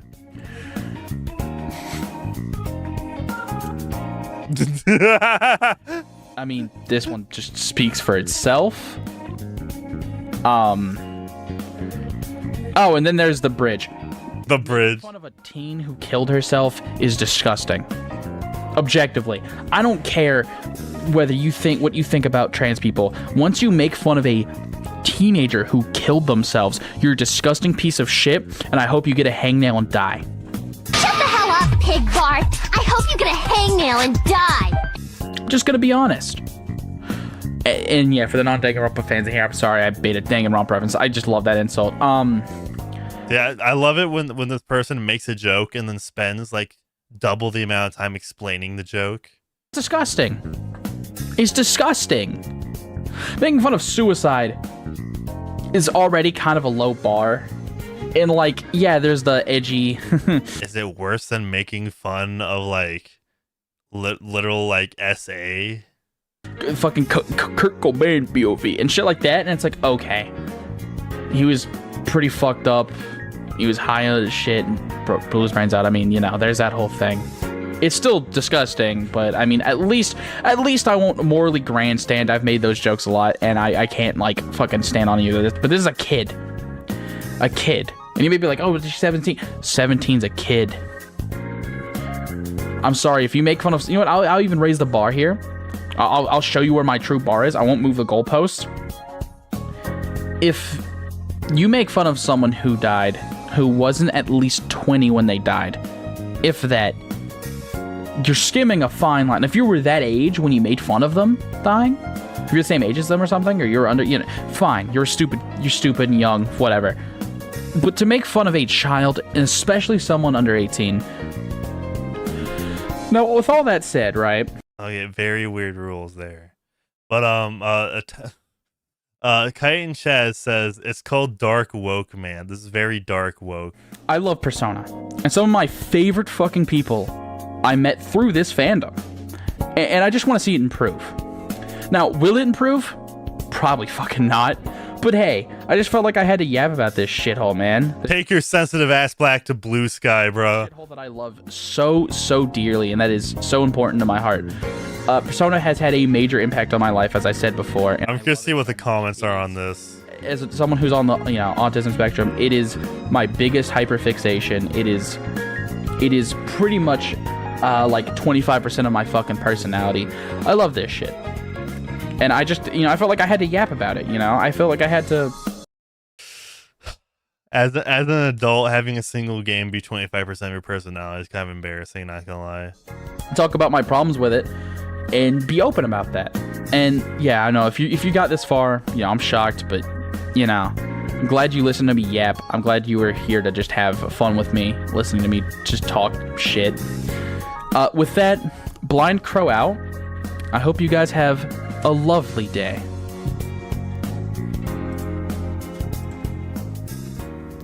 All right, let's check these comments. Yes, I know I misspoke about Ken's age. I meant to say Katone is 17 and Ken is 10. Okay. Very sus age gap there. A true Persona fan hates the Persona fandom. 10 more years of Naruto /kanji /Yosuke discourse. I love the modern Persona game. Man, the fan base is beyond. Is there any comment this guy didn't like? Not to mention the constant discord for the first 3 games that they didn't been spanning the same jokes for 10 years plus. I feel like the base problem in the Persona fandom is that they just can't agree to disagree more so than other fandoms. Everyone's opinion has to be the correct one. No nuance or other point of views are allowed. You don't got to be a clef yourself about the chef and the food stinks. Tell me one legit good fandom you can't. Persona 3 is the best because I'm emotionally unstable and only relate to the death theme. Naruto is transgender. Kanji is gay. Yosuke, did I miss anything? That's that one that kind of cooked all Persona 3 fans. I think it's less Persona fandom and more like Twitter is a horrid wasteland. Let's see. I mean, yeah, these problems persist on other sites as well. If it was just Twitter, then I'd probably have boiled over and made this like I did. Water is wet, I'll take. I'm trying to find. Okay, wait. Runtime 24-25. Lip smacks 79. Heavy breaths 281. Sniffles 8. Mocking as asthmatic is insane. Literally was just like counting, doing statistics. Let's see the 608 comments. What the hell? I'm genuinely, dude. There's too much for me to go. I'm trying to think is there anybody trying to cook this guy in the chat? I think you should maybe keep your day job. Fans in general should just be avoided. Enjoy what you enjoy, like what you like. Anyone else's opinions on that are irrelevant. That's actually true. That's a truth nuke right there. All right, everybody, like listen to that right there. But this is yeah, that was a video. That was one of the videos of all time, man. I am surprised people are still watching this shit. But I hope you all have a great one, and thank you so much for 20,000 subscribers, and I hope you all have a good one. We have been live for 2 hours and 40 minutes, so I'll just leave you at that. Be on the lookout for a video within the next couple of weeks. That is not very descriptive, but huge video coming out soon. I hope you all have a